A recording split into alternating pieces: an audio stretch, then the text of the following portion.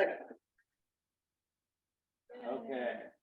But then all the notifications come up on this end. Mhm. That's a bummer. Yeah, Okay, but it dings, so it's been okay. okay, great. And I've got the chat, so we're tag teaming it. So I'll give this back to you. Thanks. I'll stay right up here, Barbara. Make sure you're not falling asleep. You might have to nudge Shane a little bit. Okay, back on track. I explained this is our first one this summer and our first time using the owl too. Also, if you have not received an email from the robot grant at techpointyouth.org email, then you probably have some type of filter from your school system that is blocking that. If you have seen that anything come from this email, it's coming from Andy or myself in most cases. But we mostly, I'd say, share from our personal emails, but you will get more general emails from this, and you want to make sure that there are no filters blocking it. So just want to point out to make sure that you have that on your like allow list. You might have to contact IT at your school to make sure that you are, but that would be an important email to have.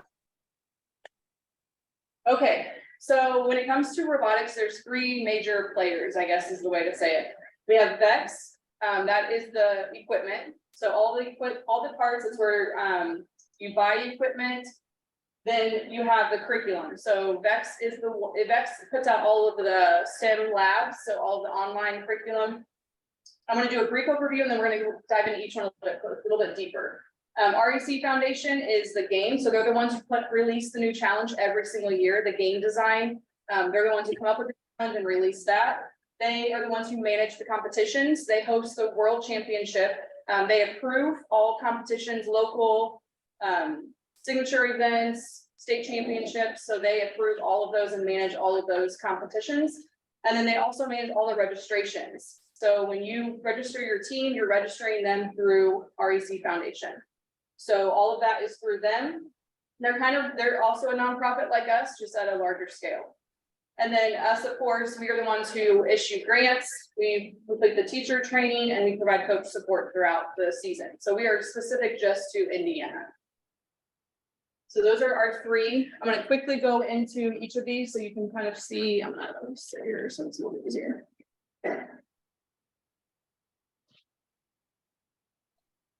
So I want to point out a couple of things on the VEX Robotics website.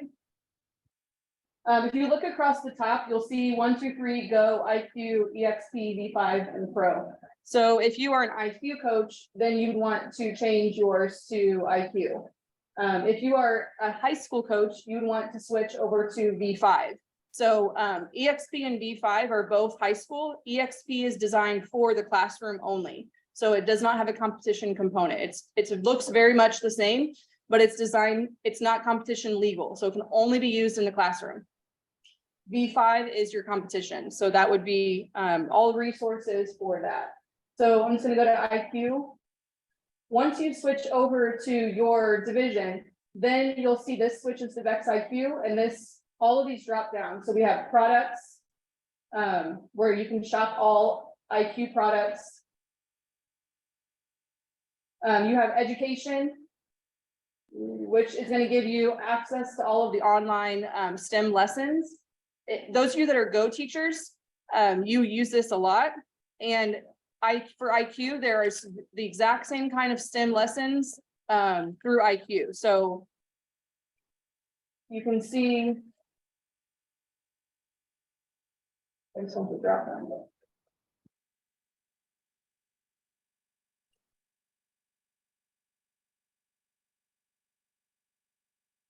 I can go to the STEM labs. And just like with Go, I have the teacher portal, just like Go. So I can access, there is full volume. So to introduce the challenge, there's a whole set of lessons. So if you're not sure where to start, and we'll get into this a little bit deeper when we get into IQ only and also for V5, but it will step by step. So we've not always had this is new, but it gives you step by step. I would have loved this when I was a new coach, not knowing how to start or what to do, like having it tell me exactly what to do, like introduce this, now have this thing do that, would have been such a huge tool at that time. So this is a great tool that you want to make sure you take advantage of. So what was that again? This is the Vex Robotics website, so vexrobotics.com. Now the REC Foundation, it's a little bit confusing because there are actually two different websites. So there's the REC Foundation website, and then there's Robot Events. So think about like the REC Foundation website is more informational. It does have some resources on coaching. It does have resources for event partners. But then the Robot Event side is the registration side. So that's where you go to register your team. That's where you go to register for competitions. So I'm gonna go to the Robot Events side because that's where you guys would be, most of you, majority of you have already registered, which is awesome. But this is where. To interrupt, what was that website for the step-by-step guide? It's on Vex. Vex. Website, but like where on? Vexrobotics.com, and then switch it to IQ at the top, Okay. and then education STEM labs. Oh, awesome, thank you. Yeah, no problem.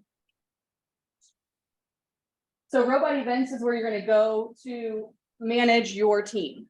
So the very first thing that you would do is create an account, which most of you have already done. And then once you've created your account, that's where you will register for competitions. That's where you can buy products through Robot Events, but it's just a little bit easier to do it through the Vex website. But when you go to your account, you can register for your events. You can register additional teams. So if you decide to add another team, that's where you would add it. So let's say your team number is 1, 2, 3, 4A. If you want to add another team, then that would become 1, 2, 3, 4B, and then letters just continue. If you're going to start a new team that's in another division, so for example, middle school or high school, you'd get a new number, and then it would start with A all over again. So that's kind of how you manage the teams within your program. So that is, this is what the Robot Events website looks like. Any questions on Vex Robotics versus Robot Events? Okay.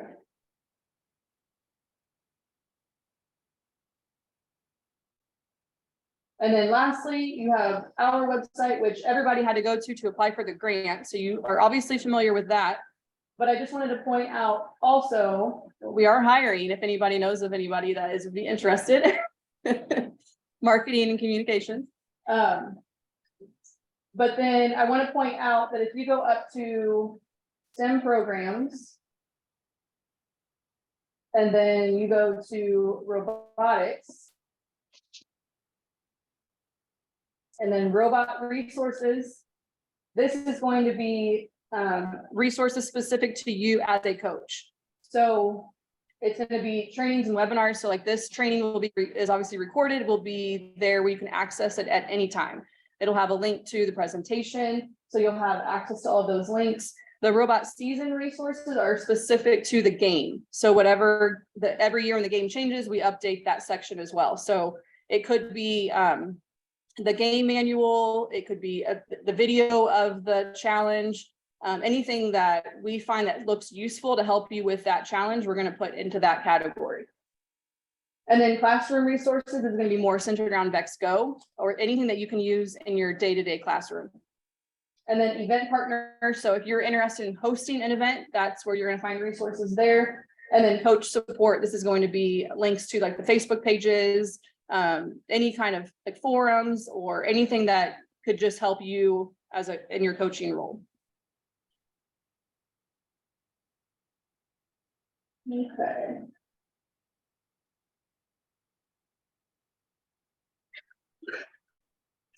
Oh, wait. Yeah.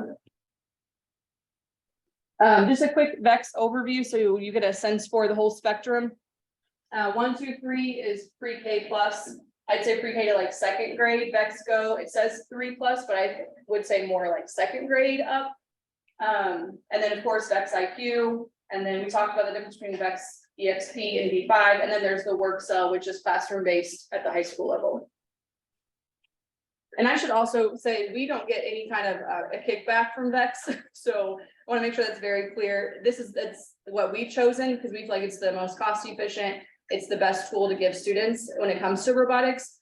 But I just want to make sure it's clear, like we don't get any money from them just for pushing their product. For the REC Foundation, you're gonna have two main contacts, so you'll definitely wanna make sure you keep this information handy.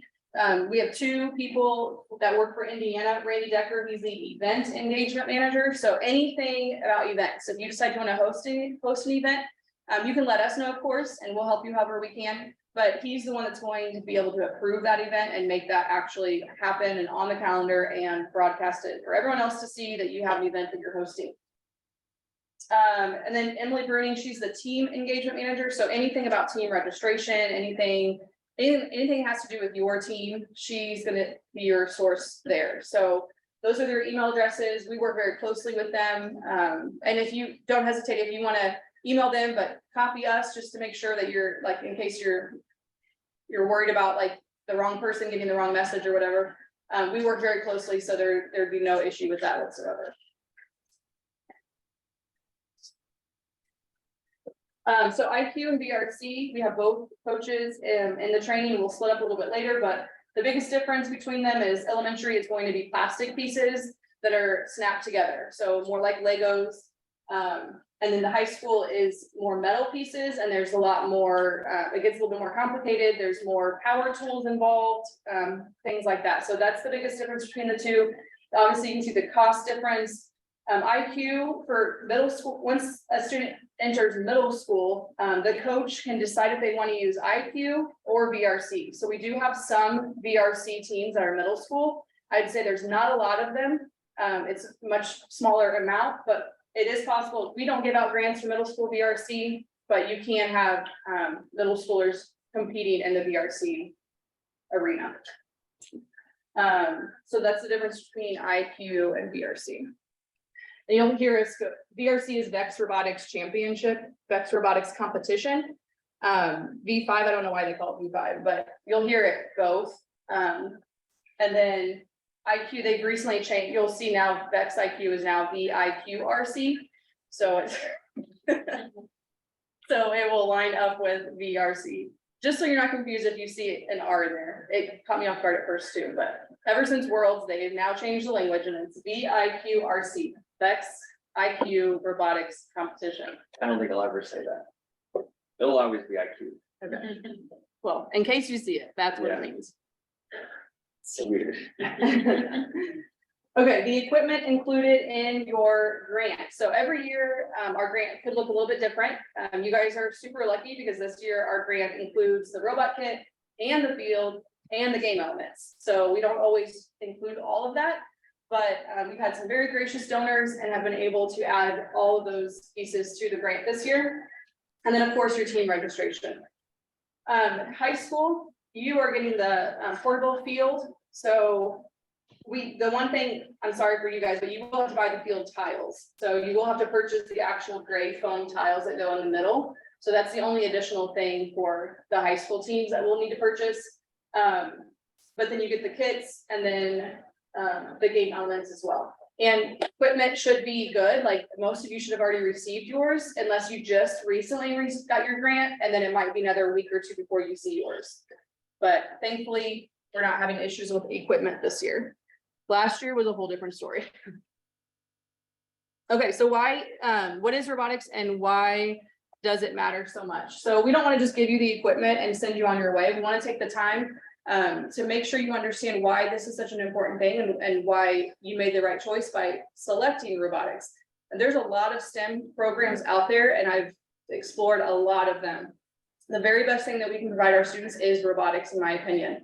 There are other things that are great, but robotics is one thing that truly opens up opportunity for students for so many different skill sets that they could not get with anything else. So it is really, really important for us that you understand the value behind it and that you can then communicate that to your students and implement a team that is positive and encouraging and where they're learning life skills that they can take with them wherever they go and whatever they decide to do.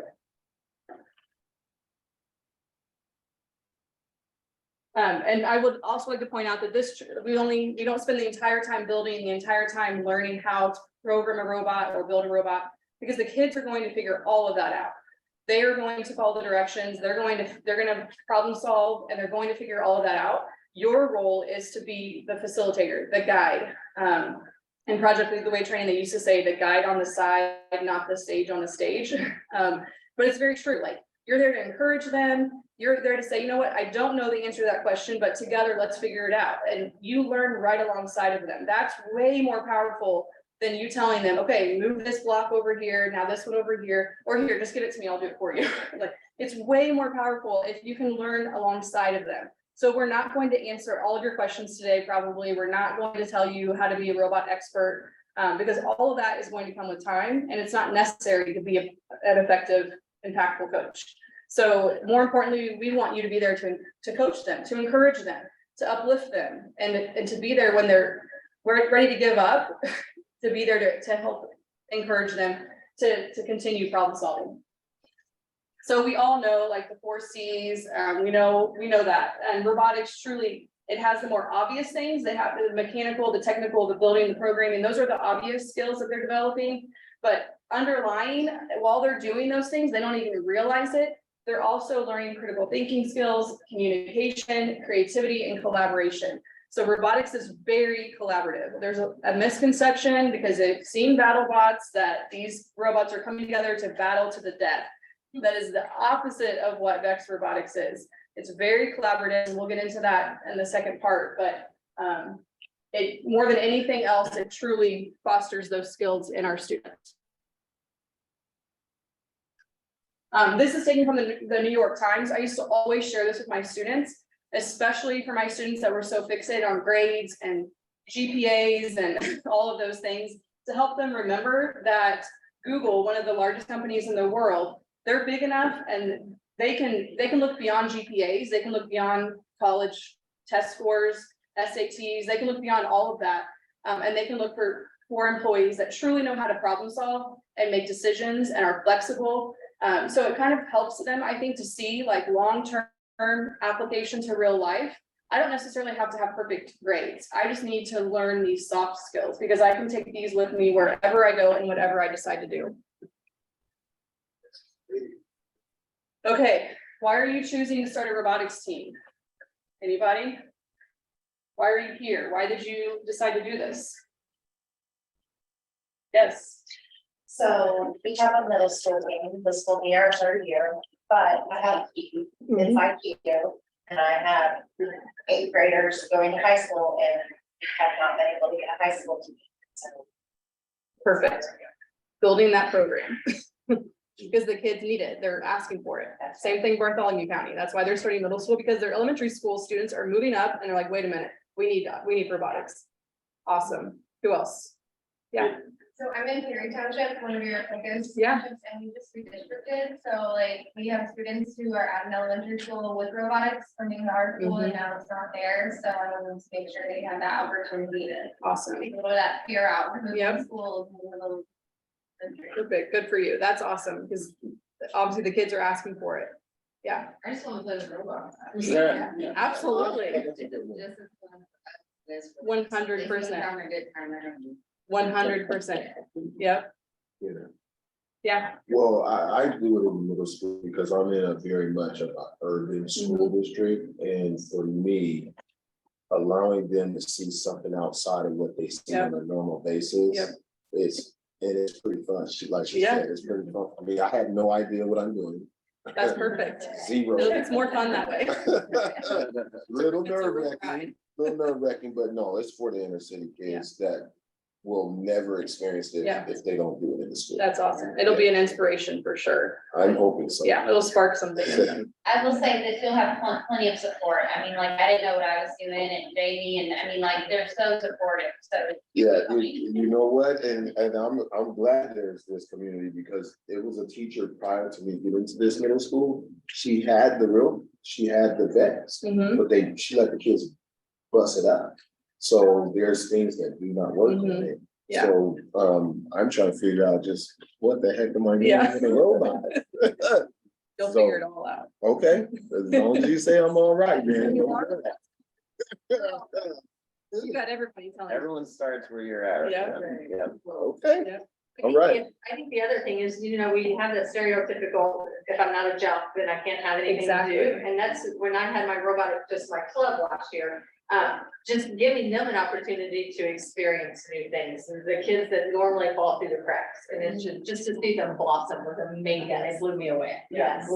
Last We hear year, that so much in our post surveys, so many kids that find a place that they didn't have before. I had a kid who, last year, the teachers had before, with the COVID, he always wore masks. Even after the masks were dropped, that was a safety blanket, and he wore it all the time, wouldn't look at you in the eyes, wouldn't talk to the kids, sat at the table by himself at lunch. Joined the team, became an all-star, took the mask off, now he's the first kid to raise his hand, even in the classroom. He wants to try, he's got a lot of confidence, it was just great, teachers were like all amazed at how he lost. And it's all because of robotics. That's great. We love those stories. Yeah, Get goosebumps. those motivate That's us, they really drive cool. us. A couple people online said that their students are the ones requesting it, that they had it in elementary, and they got to middle school and there wasn't a team, and probably badgered their teachers to get a team started. Well, and I want to commend all of you, because that seems like a theme, like I hear that a lot. And in a day and age where teaching is harder than it's ever been. And you guys have so much on your plate. So for you to hear those students and to take that to heart and to do something about it is commendable. So I just want to thank all of you for making that effort, because you don't have to do it. No one's, I mean, maybe some of your principals are making you do it, but That happens, it does and happen. we support you even more Yeah. because you're put into a situation you're forced into, but you won't regret it. Yeah. It'll be great. That's how it started for me last year. And then this year, I'm wanting to do move up to the high school. But last year, it was definitely not my choice. But you're back, so that's a real testament. Yeah, there you That is a real testament. Thank you guys for sharing. Well, and thinking about that stereotype, this is how students think of engineers. And a lot of us even think of engineers this way, right? Like right away, that stereotype or that misconception that they're a little crazy, that they're, that they're recluse, like they don't go out into the daylight, like. I mean, this is how our kids are seeing scientists, engineers, this is what they see. So we have to break down those barriers, break down those stereotypes and help them to see that I can do that, I can be an engineer. Because engineering is nothing more than solving problems. That's what it comes down to. And so every single one of your kids are capable of solving problems because you're going to instill in them that confidence that they can solve those problems. And they start to glamorize people that they see, right? So people that they see on the internet or on TV, movie stars, they glamorize those people, but robotics glamorizes engineering. It glamorizes problem solvers. This is why we host state at the Lucas Oil, because we want to elevate robotics to the same level of sports, if not higher. We want to show students that this is a glamorous thing for you to do. Anyone can do it, and it's fun. And that's why we do trophies as big as they are, because we want them to see that it is valued, it is important. And these are skills that they're going to use for a lifetime. So we talked about engineers, they solve problems. And like a lot of you have already said or alluded to, robotics attracts all types of students. So the ones that hate school, it gives them something to look forward to.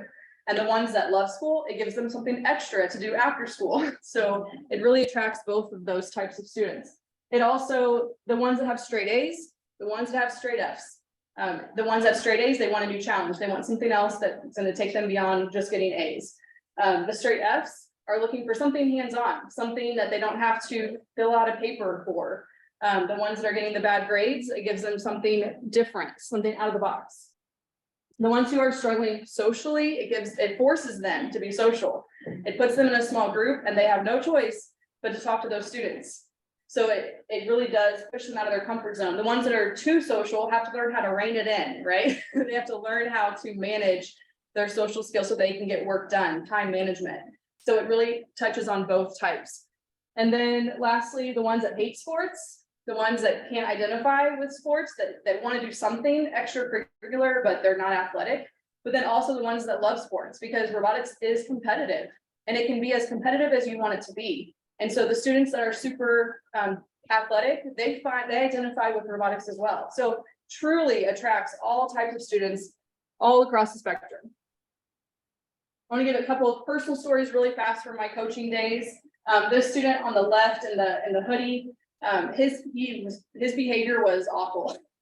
I mean, just like his teacher was constantly, I didn't have him in the classroom, but I did have him on the robotics team, and I never would have guessed. When she came to me and said, he's on like borderline going to be suspended, his behavior is, I'm like, it's gotta be somebody different, because this kid is amazing in robotics. But we were able to work together to work out a contract with him to make sure that his behavior improved in order for him to stay on the robotics team. And it was a beautiful marriage, because when he knew that his motivator was, he could only do robotics if he kept his behavior in check, it changed the way he was in the classroom during the day. On the right side, the young man in the red hoodie, he was one of 4 boys. So he had 3 brothers. They were all super athletic, very tall, basketball, football, track, all athletic. He was not athletic. He felt this pressure because his brothers were all athletes, but it just wasn't what he wanted. He tried the robotics team and he found his niche. He found his people and absolutely loved it. His mom came crying to me and said he's been confused and lost, and he needed somewhere to connect. And finally, he's found it. He's finally found where he belongs. So really, all kinds of students find their connections and find their niche in robotics. Okay, let's talk specifically coaching.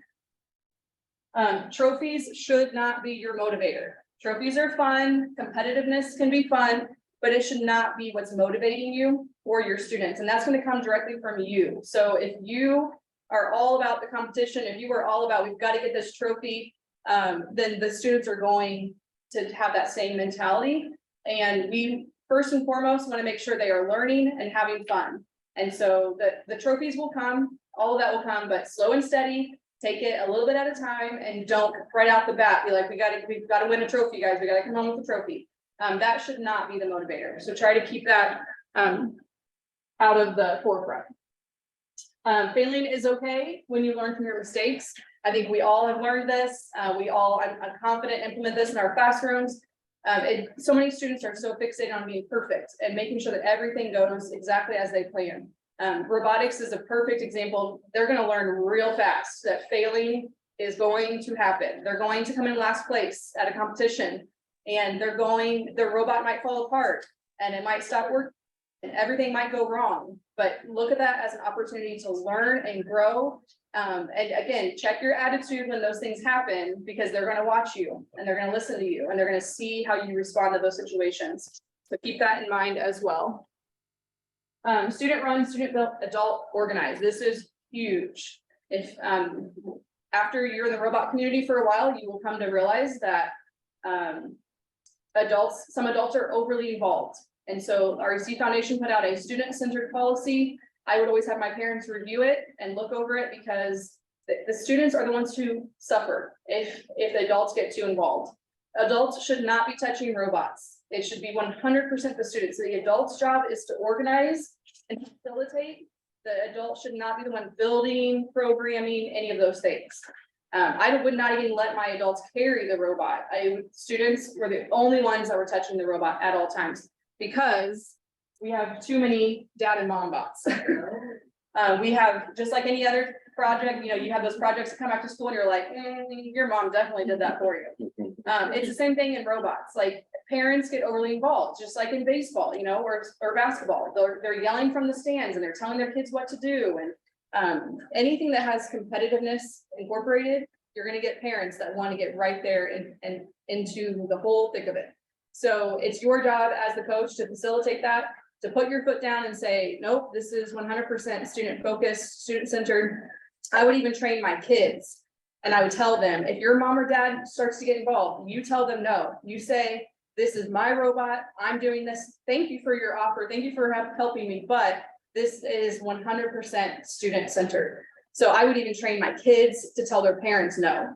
I had a parent that continued to get involved after I specifically told him not to. I made him sign the student centered policy. I need you to read this in front of me. I need you to sign it, because that would be awful if our students got disqualified at a competition, because there's judges there, they're watching, they're listening. And there have been cases where an entire team has been pulled at the world championship level in the finals. Because the students were not able to explain their robot, they weren't able to explain their program. It's a clear indicator that they are not the ones who did it. And the robotics community is really cracking down on this. So I want to make sure that you guys enforce it with your students, that it is 100% student centered. And then you don't need to have all the answers, which we've already talked about. You're not going to have all the answers. You don't need to have all the answers. You're going to figure it all out as you go. So a couple of quick two more stories about my coaching days. The collaboration is just phenomenal. Like when you start teaching them skills and practices and then you see them doing it in a competition, like it is such that warm and fuzzy teacher moment where you're like, oh, they get it. Like when you're teaching them to collaborate, I mean, they're complete strangers. So this was my team over here. This was a team from Sycamore Elementary School. They had never met each other, but they were paired together to compete. And they could just show up and drive and be done with it, but they took the initiative to go and talk and decide what their strategy was on the game. Like the things that are happening here, like you can't force those things. And this is because of what they learned in practices on both ends. This student right here is monitoring scores on his phone. He's keeping track of that. And then these two are obviously coming up with a strategy of what they want to do in their next match. So just a powerful moment there. This one, this was actually when we were at Worlds last year. This is my former students. 20 minutes before their next match, they dropped the robot. And this was at the World Championship. And you can see all the people around them. 20 minutes to go, and there are adults involved, but they're encouraging, they're passing them pieces, they're encouraging them, they're lifting them. They're not rebuilding the robot. The students are the ones that are rebuilding the robot. These are two different teams that are working together to get this robot up and running. These are the moments that make it all worth it. These are the moments that define what robotics is and why it makes a difference in students' lives. To know that they could have just given up. They could have just started crying and said, and I'm sure there were tears, but they could have just said, forget it. But they had this whole group encouraging them because even competitors, even the ones that they're going against are encouraging them. That is what robotics is all about. A typical season calendar. So August, take your time to get back in the swing of things. Don't feel like you have to rush anything because August is a tough month for teachers. Know your limitations, know your boundaries, and don't feel like you have to rush into anything. You might see communication from Andy and I. Don't feel like you have to be super responsive. I mean, we know that, we understand that. We just want you to have what you need. So just know that there's no huge rush in the month of August. I know we're all on different calendars, but I think for the most part, everybody returns sometime end of July, beginning of August for the most part. But start thinking about what you want your schedule to look like. Start thinking about what day or days of the week you want to have your practices. And then start determining that calendar so you can get a sense for what the whole calendar looks like for the season. So the season runs August to March is the state championship.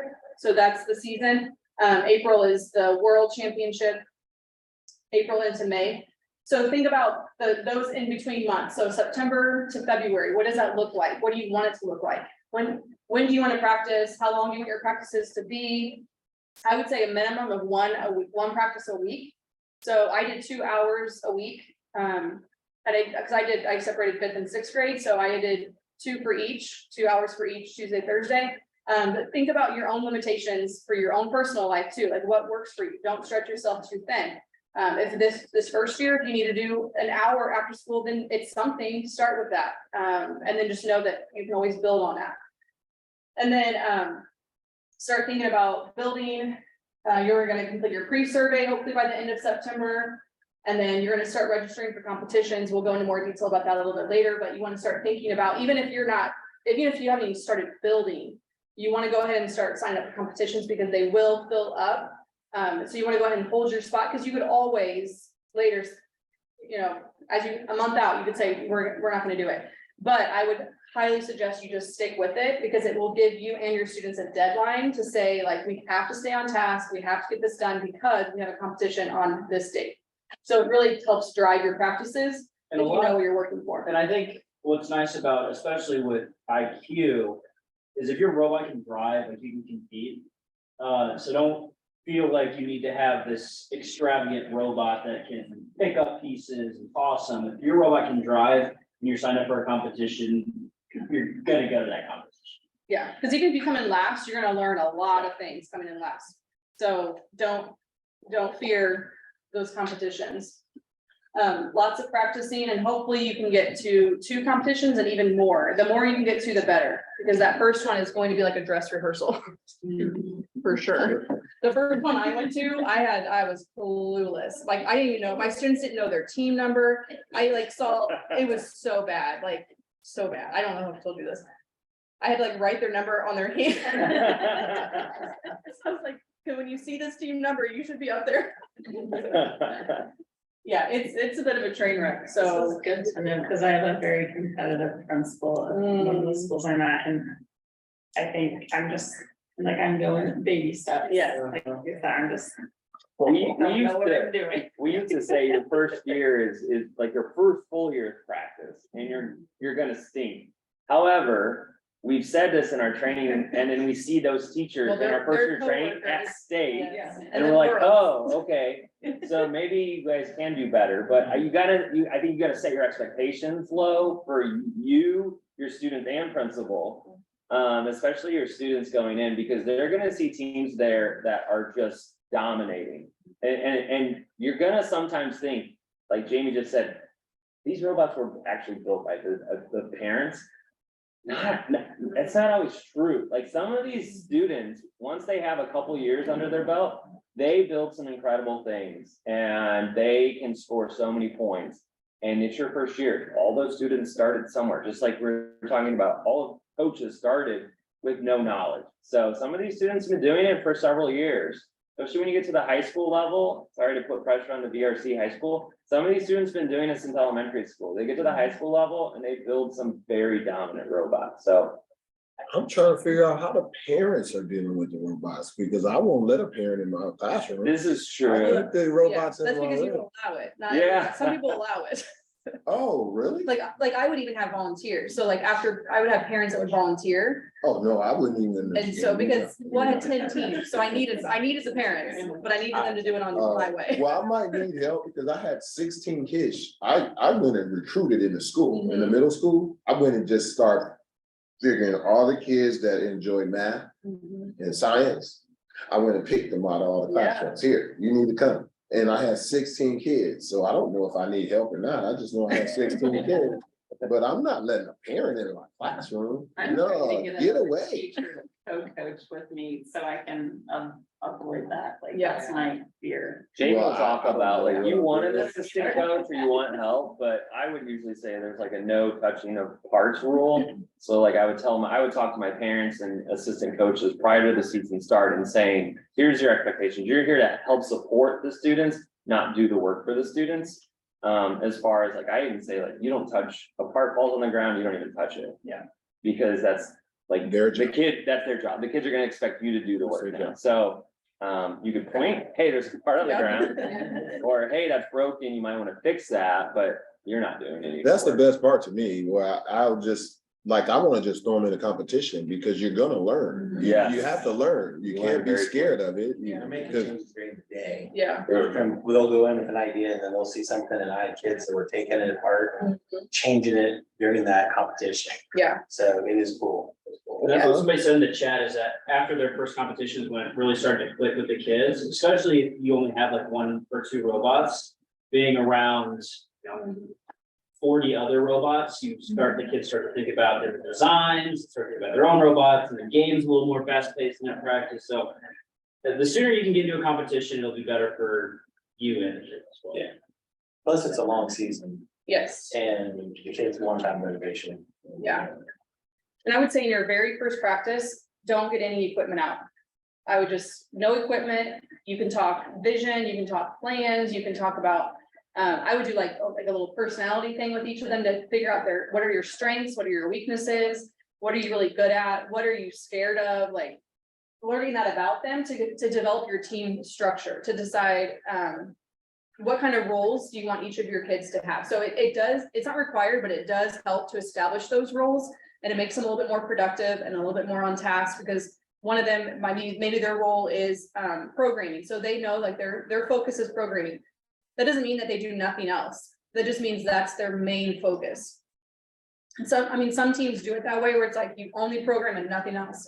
Excuse me. So there are a lot of different like formats, different ways to make that work. And we'll talk about that, but the first meeting, and maybe even the first two meetings, because then I would dive into the challenge and say, this is what our challenge is this year, and we would pick it apart. What are your strategies? How could we approach this so that we could score this many points? Or what kind of robot could we build to make sure we're scoring these points? So you're really talking strategy, just getting them excited, getting them brainstorming, and that could take one to three practices, honestly, depending on the time frame of your practice.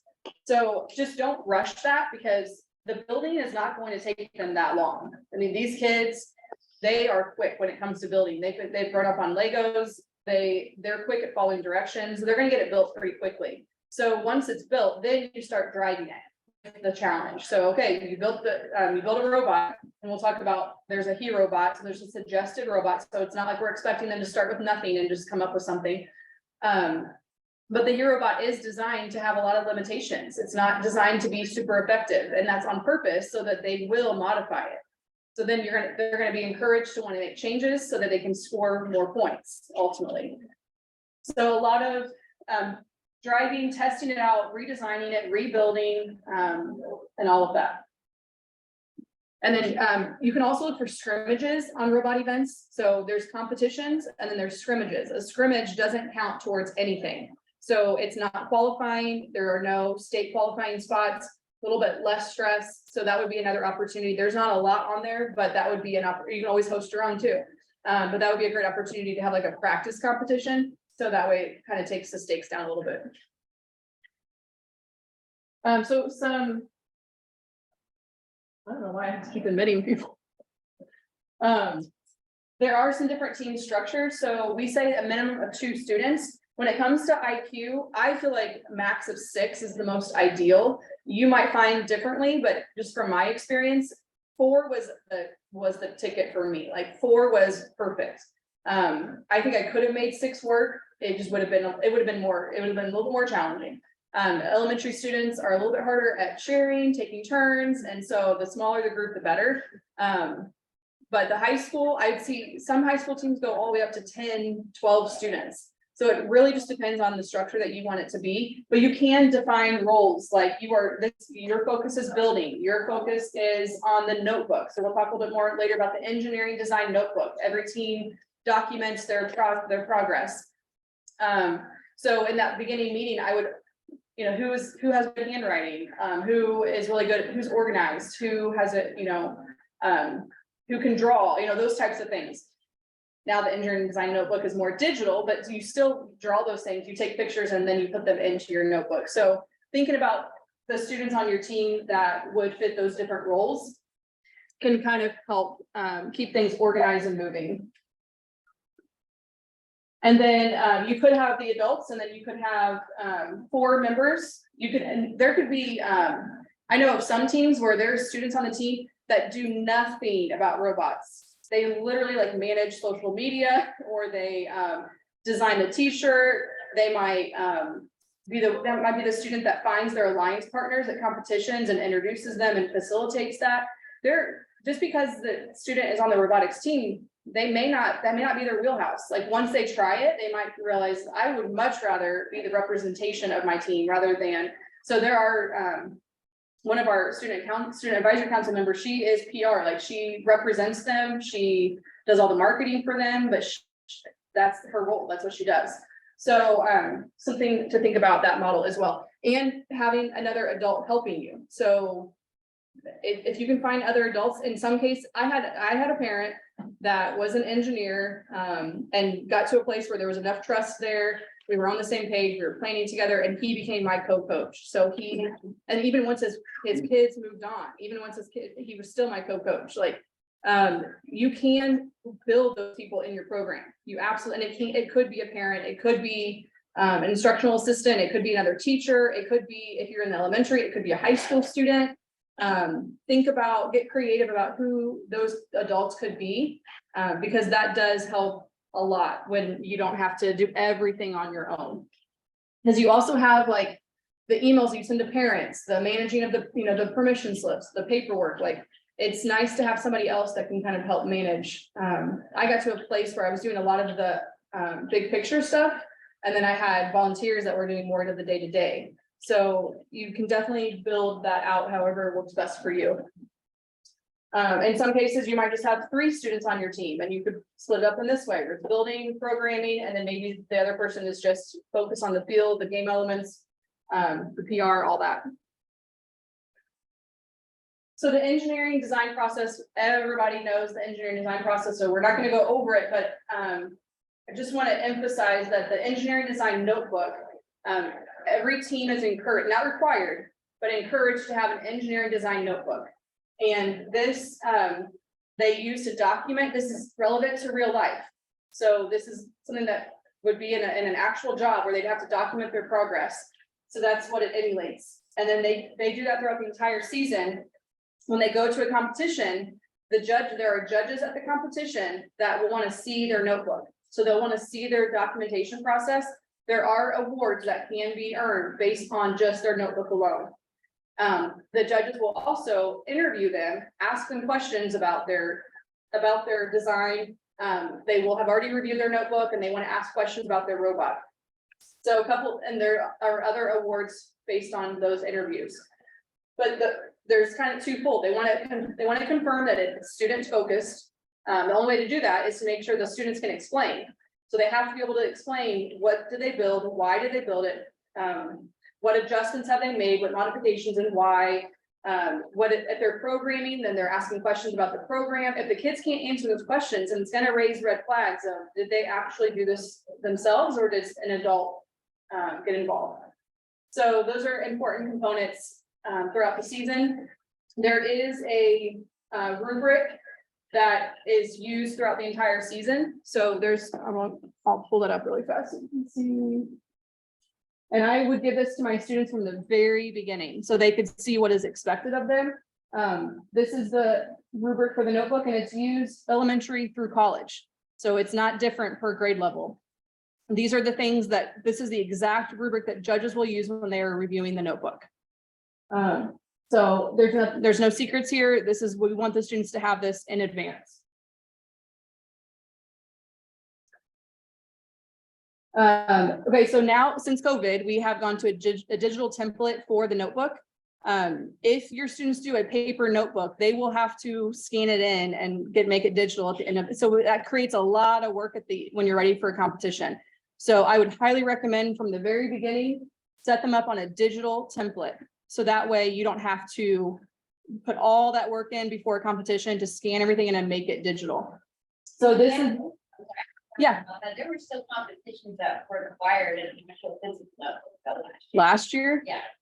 So like at the beginning, there were competitions we went to and they didn't even offer it, but so. We have found that so there's about 150 local events, and not every event partner follows the right protocol. And so you might just have to work with that. Last year, I think, was the first year of the digital. Mm-hmm. And so I think there's maybe a learning curve. Okay. So. So you're encouraged, we need to start digital, not even mess with the notebooks. That is what we're being told. And we're surprised to hear that. I And still have the kids take a journal. Okay. Draw their pictures, draw their We'll still have ideas. that, and then that could be maybe two separate jobs. Yeah, and then each kid, each the builder, there's the Yeah. driver, programmer, and then bring all those notes to the Yeah, person. that's a good idea. The journal could be like a rubber. Yeah, we've seen it both. I mean, we've seen some that do an actual paper, and then they have their kids go to the copier in their school and convert it into a PDF. And then they submit the PDF, or some just do everything 100% digital. You can still do the PDF option, right? Yeah. Yeah, we did Yeah. I actually had the journal, I didn't even mess with the digital until state. Gotcha. So Yeah. it wasn't an issue, but I just noticed that they were requiring hard copy journal. State champ and world's guarantee will be digital. Yeah. So if you make it to the state level, we actually screen them before state, and even our judges review them prior to state. So we actually have a top list going into state that we know the judges want to interview these students. So, Thank you. Yeah. And I can follow up with REC Foundation just to get a final answer on that and share that out with you. But I personally would be shocked if if they, yeah, we'll look into it. Yeah. But Google Slides is the recommended format. So you can download this template, they can edit it. So it's already in the format. I mean, it makes it a lot easier because it's in the format that's required already. The nice thing about Google Slides is then on your Robot Events account for your team, you can upload the link to their Google Slides notebook. And then all season long, as they're editing it, that link is going to stay the same. So once you put that link in, you never have to change it because it's a live edit. So all the changes that they're making are live because it's Google Slides. If you put in a PowerPoint presentation, then when you're ready for a competition, you're going to have to go in and put an updated one in because it's not going to be live changes. But if you use Google Slides, then once you put that link in there, then no matter what competition you go to, the judges are going to be able to pull it up on Robot Events and access it from their computer without having to request anything from you. As long as you have public access, you want to make sure you change the share settings. Is that clear? I know not everybody uses Google Slides, so I don't want to assume that makes sense to everybody, but to make your job easier, to make it where you can just upload that and not have to think about it for the rest of the season would be really nice. Okay. We talked about that. And then there's also a team interview rubric. So we talked about how the notebook gets turned in and then the judges will also interview the team members. I practice this with my students. Like I would give them questions and have them answer. It's a great way to practice public speaking, making eye contact, not saying constantly, things like that. So this is not that the judges are looking for that, but it does help make an impression on the judges when they can present themselves well and speak well. So this rubric again is used elementary through college. And this is what judges are looking for when they're interviewing teams. But that could qualify them for different awards. Can I ask a question about the interviews? Of course. So who are all of the kids on the team supposed to be or allowed to be part of the interview? I'm asking because last year at the IQ one we went to, they only let the 2 drivers be part of the interview and they didn't let the other kids be part of it. And the other kids were the only ones that knew anything about it. My drivers knew nothing about the design. And so it was awkward. So I didn't know if that was an event runner partner thing, which is no big deal. I understand that's part of the part of life. Or should I always prep my drivers? That's, I guess, what I'm just trying to find out. What I would say is ideally, so that's an event partner issue, it sounds like. Okay. Because it should be as many members of the team that can be there as possible should be there for that interview. Now, there are some cases where the judge comes by and they're like, okay, 2 of your members are missing. Are you comfortable interviewing with just the 2 of you? And if the students say yes, then they will do that interview right there. The judge does not have to require all members to be there. It's the team make that decision for themselves. So there should be no requirement of there's no drivers only, it's really more student focused as far as what the students are comfortable with. Because we've judged before where we'll go and the students will say, oh, we're missing our drivers or we're missing our programmer right now. Can you come back in 5 minutes? And so we would leave and come back in 5 minutes. We want to make it as easy for the kids as possible. So I would say we'll look into that because that should not be happening. It doesn't hurt to have every student practice at Yes. least, but they don't always Yes. feel comfortable. And it's Right. sometimes, I mean, when I was a coach, I had my 4 all-stars that just were polished and knew everything what to talk about, speak, and they each had a speaking position. So one spoke for 30 seconds, moved it on. We talked about the design process, we talked about the notebook, we talked about the building, we talked about the coding. You guys have any other questions? And it was a tight 1.5, 2 minute pitch. 4 kids spoke.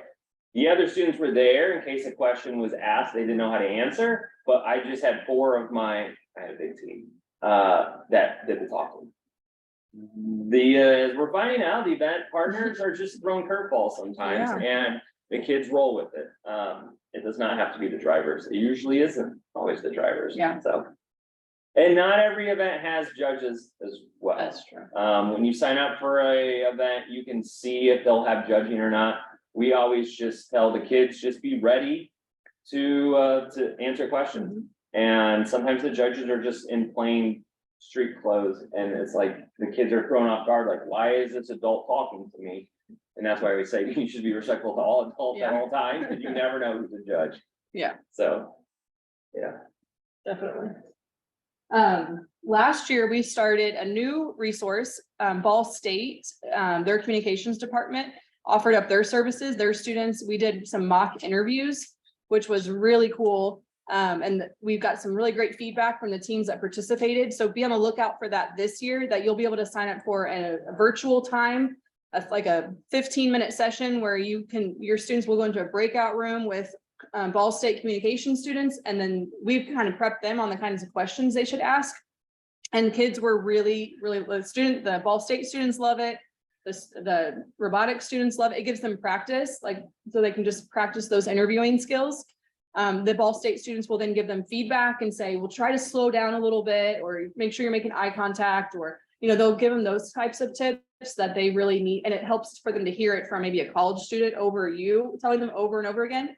So make sure you take advantage of that resource this year. We're going to expand on that. And then we'll also have them at the state championship so that students can practice before they do their actual interview at the state championship. Yeah. So that's a last great year- resource. Yeah, we had a team who did a mock interview on Tuesday, had a competition that Saturday, and won one of their judging awards. And the teacher said that without having the students give them that feedback, as Jamie said, outside of just the teacher giving feedback, really prep them to put on their best show for the judges.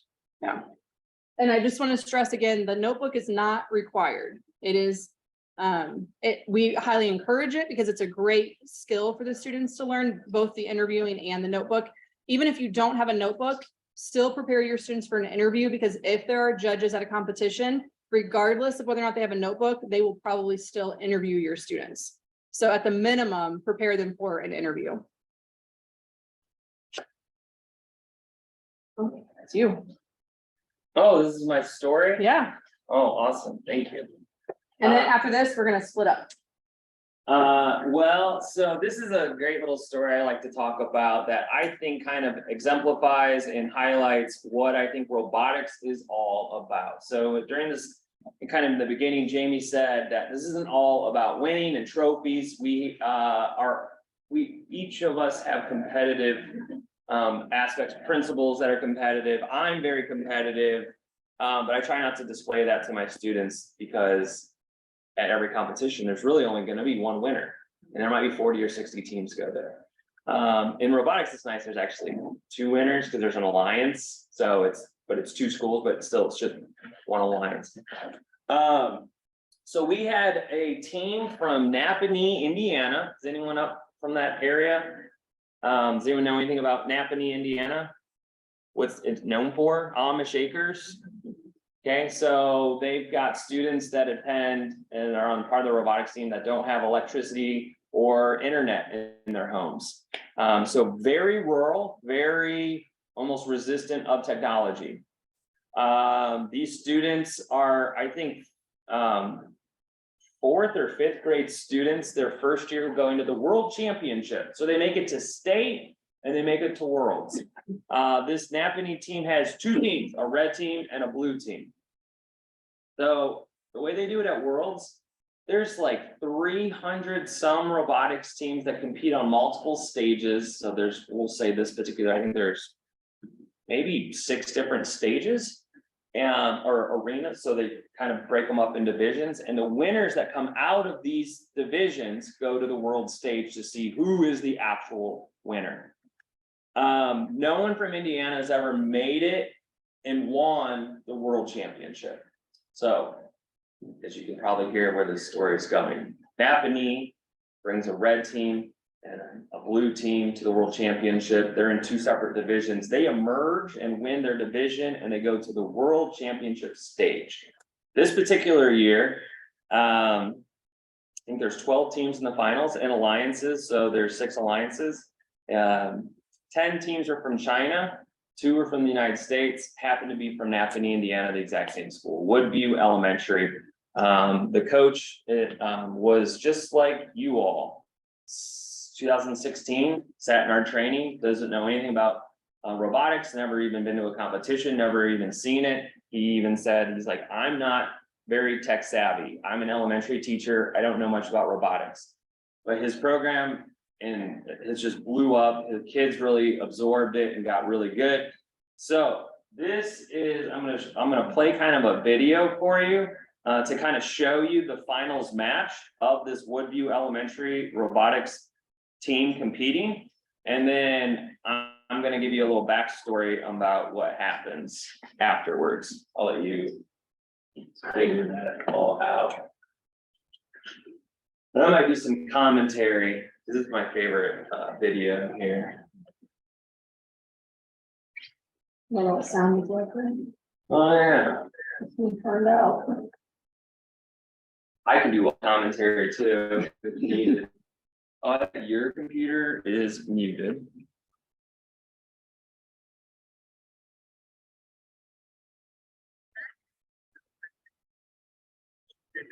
A team from Beijing and a team from Indiana on the Toyota field. Stephanie. Toyota with the Hubble Division champion. They had a score of 40. Let's see if they can pop it up. First up, we have state 299. That's Yeah, that's probably good. Yeah. So this is the world championship stage. I mean, they have lights. I mean, it is exciting. They have pyrotechnics. It is spectacular.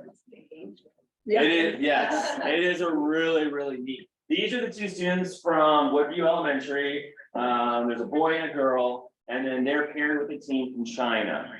This particular year was interesting. Teams figure out how to get a perfect score, which they've really adjusted. So hopefully games can't get it down.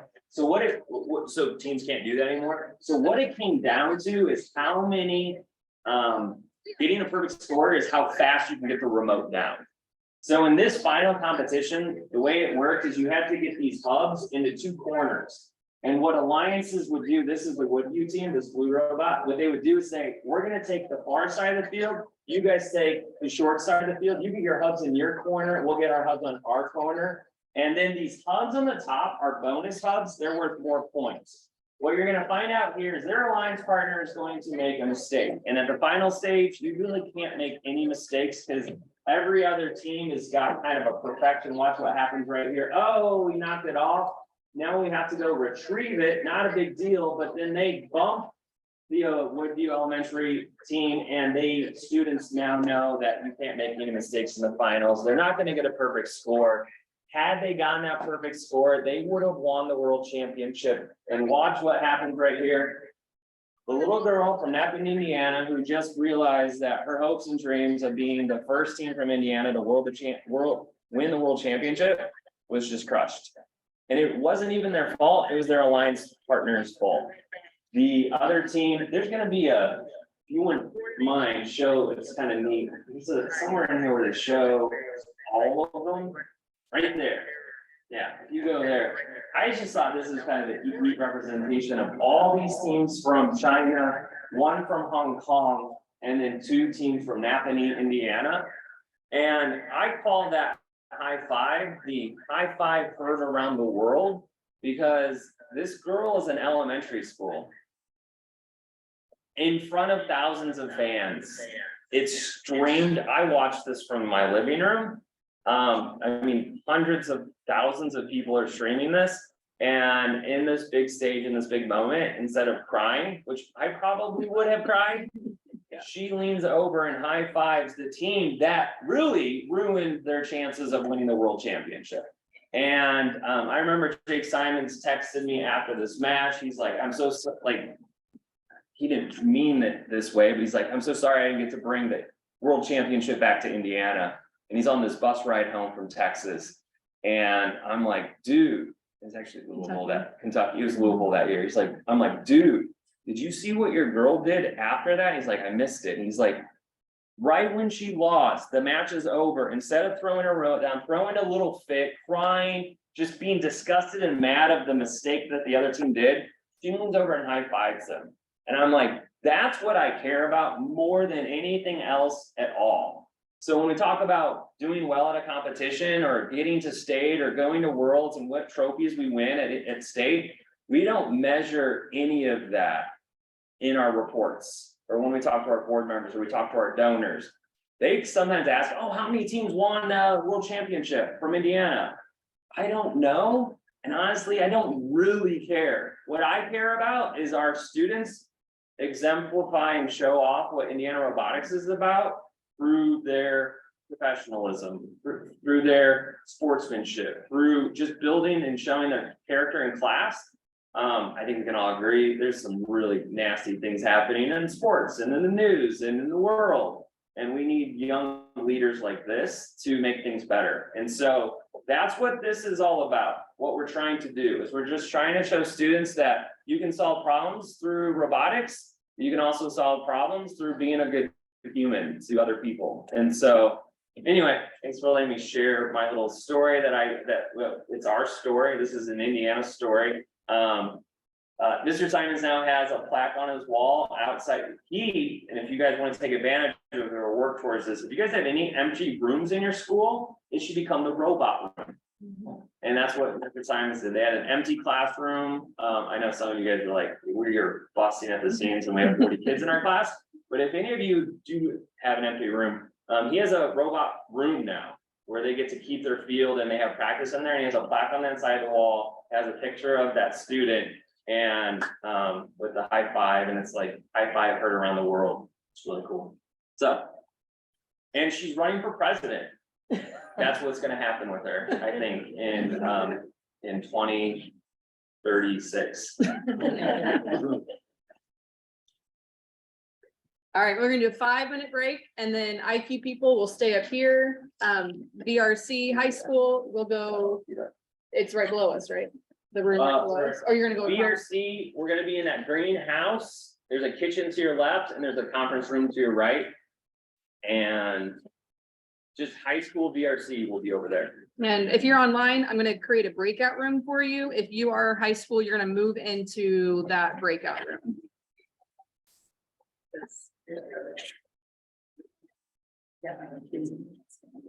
All right, Jamie, don't forget that. You need to tell you what, Yeah, if you, just because I don't have my list in front of me, if you could put in the comments, if you are high school, so I know who to move into the room, that would be awesome. Oh, yeah. Hey, Jamie, I'm gonna send you that request to the board, you know, on monitoring the screen in a couple of minutes.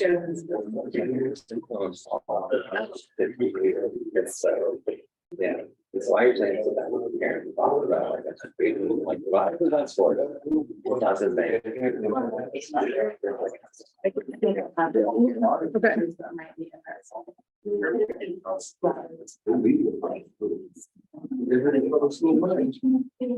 Yeah. I mean, Parents can be good as coaches, you just have to set the expectation. Hey, I didn't everybody for the in-person Work on it. You did what? and like Tired, computer software. attendance. You didn't get every I didn't person? get every Oh, I need to. At the end, seniors dying. Well, if you get people from your group, then I. We had them on. So. I'll break- just, I was, you know, request, And we journaled about, so first we did update the brand with ours, and then eventually they turned it off. So the only thing we could do, we had to use our personal computers for basically updating. So he would have the kids do the programming on theirs, and then he would help them save it, and put it in. a Okay, spot. Tom, I'm gonna move you. And that's really the biggest part that we had there. They just couldn't do it because, you know, we using a personal computer, we couldn't even be on the network, we couldn't use a hotspot. But he was great at helping the kids and teaching them the software programming side. And that gave me an opportunity to kind of focus on, just having extra eyes. I'm pulling our National Honor Society. the kids, I had like 4 kids who came to me and they're like, why did you do this when we were? Yeah. And I'm like, why don't you come down and help the elementary? I'm, So I've got I 4. added one, do I need to add national another room? kids that are wanting to come down and help That's what I need to do. I the moved. elementary kids. And I think Oh, a couple of them have noted, like, breakout room person. some of them design I'm- robotics and they I was telling Andy to do it. nothing about it. I said, great. All right, Tom, I'm gonna move you to I said, the other. I need encouragement, I need. You might have to keep an eye on engagement, things. Helping the kids work out On problems. this thing, 'cause you're the host then. Encourage them to Yes. get frustrated. How many people are moving over? Just helping them I'm gonna collaborate. guess 6 or 7. Okay, and how many, in person? Should be about the same. Could be, I don't know who, some people went virtual the last minute, so it- Okay. I can't give you a solid number. Yeah, that's what I said. All right, Nicole, I'm gonna move you And they were to excited high about school. coming home. And then I told them, I said, even if you can't be there to practice, and you don't do this practice here, just communicate back with me, and I'll have a couple of them, you know, it's kind of good if they don't just. Elizabeth, I'm gonna move you. They kind of, you know, they're helping move around. the And room. Ricardo, I had I'm teachers gonna move who you. expressed my personality at home, I don't when they have robots, I was like, I can be there, you know, go ahead and help. It is all in season. I mean, I had no idea last year. I started that in June. And we started, right at the end of September, 1st of October, and we didn't finish until the first part. We did a.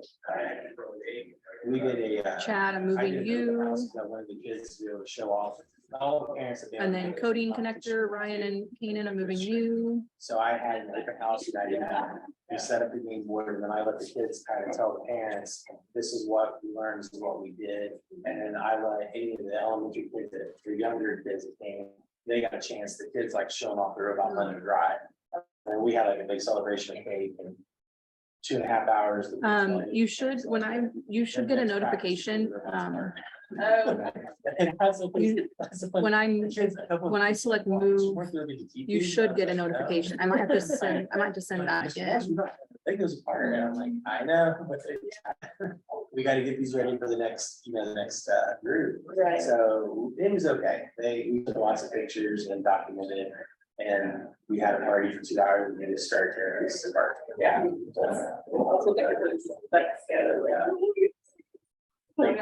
I hadn't thought about that until I sent me a comment, and then you just see all these kids and they're like, why did they take this apart? There were no tears, but I wasn't. I think I prepared to give a couple weeks to think about that.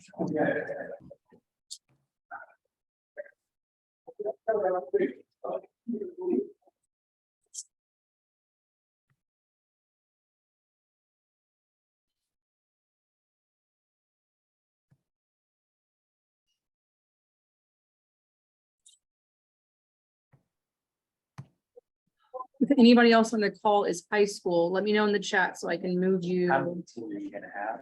into the chat, into the breakout room. If you are elementary or middle school, you're gonna stay right here. If you are high school, I'm gonna move you into the breakout room. I mean, grades.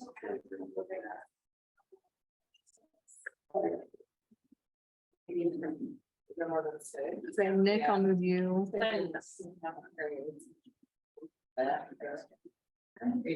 Hey Jamie, can you send me the invite again? Yeah, are you, are you George Giltner?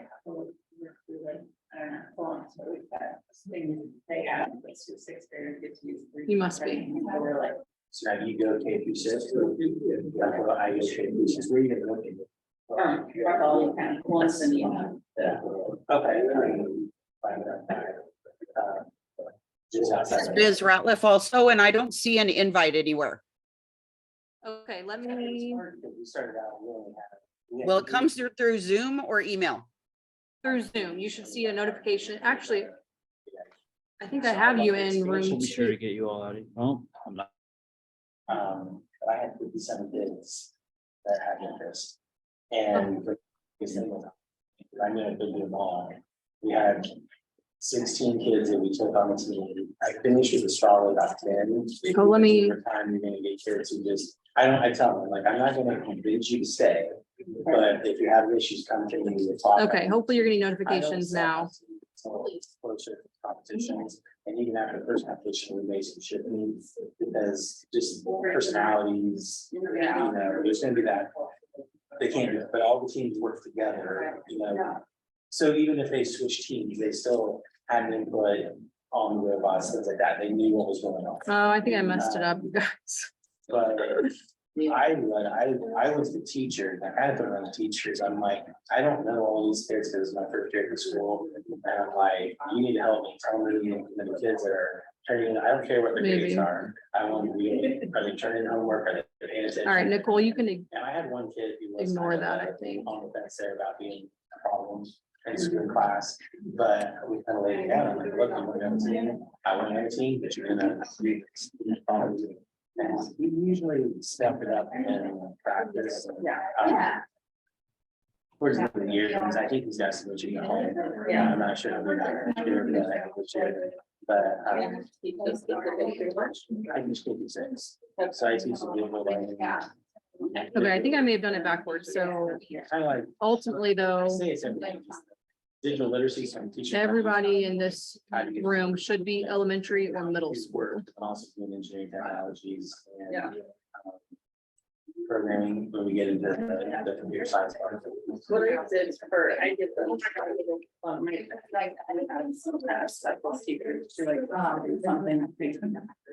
It's a notice schedule, like 45 minutes, so I did a little back. Yeah, for the kids, this is why they're like first time in during the school. I am sorry. It must be pretty cool working there. It is very, I'm very blessed. I just know that. Yeah. This is. Just have your microphone on your computer working, because that's not working. Oh, that's what I was gonna do. Jamie, can you invite the owl into breakout room 2 or whichever one we were in? Whenever you have a second. Yeah, I've never seen anything like that. They put, Don't see the owl listed as a participant. Two people there. Oh, wait, should I do? And I always tell them, like,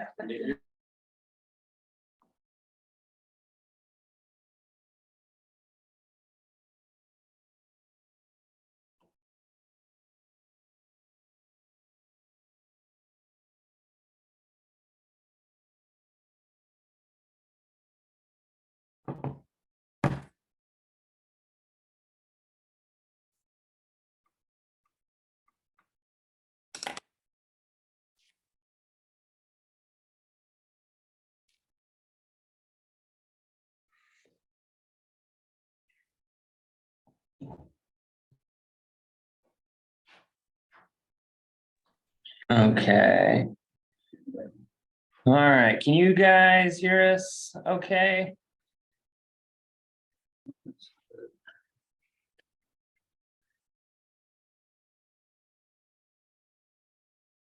Guys hear us?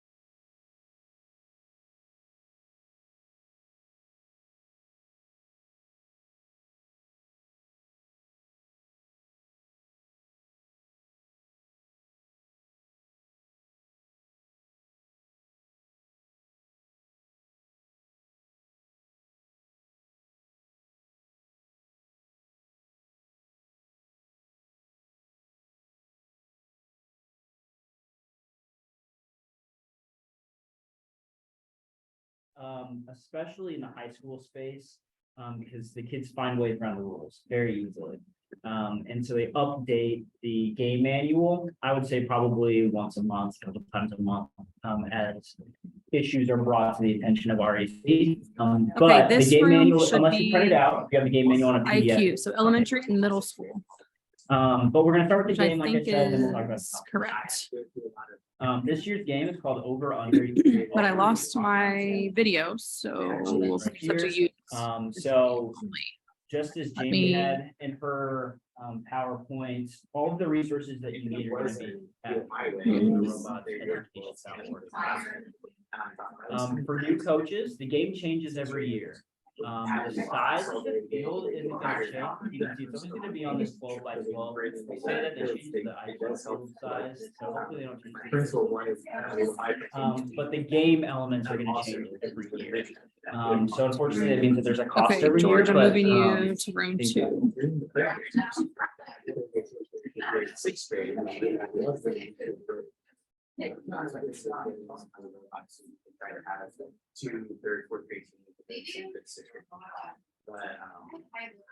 it is interesting. I would say. All right, you guys, be patient with me because I'm trying to make sure I've got everybody here. I really think they cannot stick it out. Kids to stuck it out. Is this the elementary one? Kind of like everybody's like one with Is this the elementary meeting? He's like, that's what I figured. So it's still good. And Okay. he was like, that was that. Let me share my screen. So I had a real name, pay what your big word. This happened to them. Once you're on the team. Yeah, and the teacher can use that, hey. So it says, through the science. Yeah. Sit down.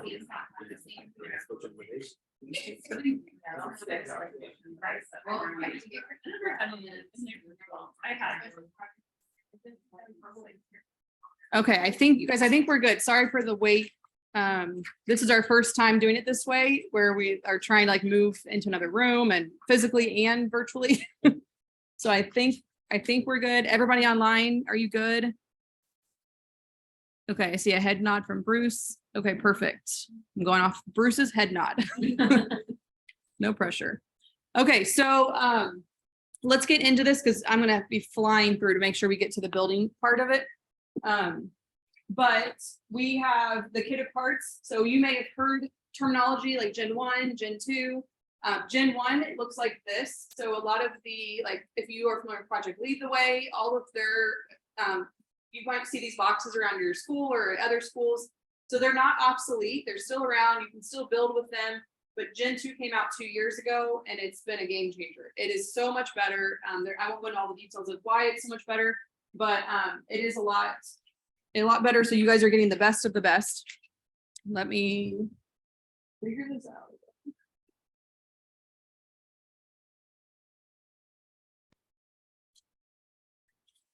I think I have some people stuck in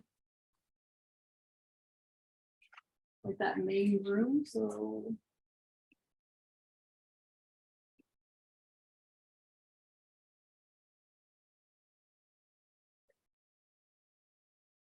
Okay. This is the complete kit. So this is every single component that's in there. There is a printable poster that they used to print them for you and send them in your box, but they don't anymore. So the Vex Go does, but not the IQ. So you can, if you have a poster printer, you could always print it and put it in your classroom. It is a great tool, a great resource for your students because in the directions, it might say a specific piece that maybe they're not familiar with, but if they could visually see it and they know what they're looking for kind of thing.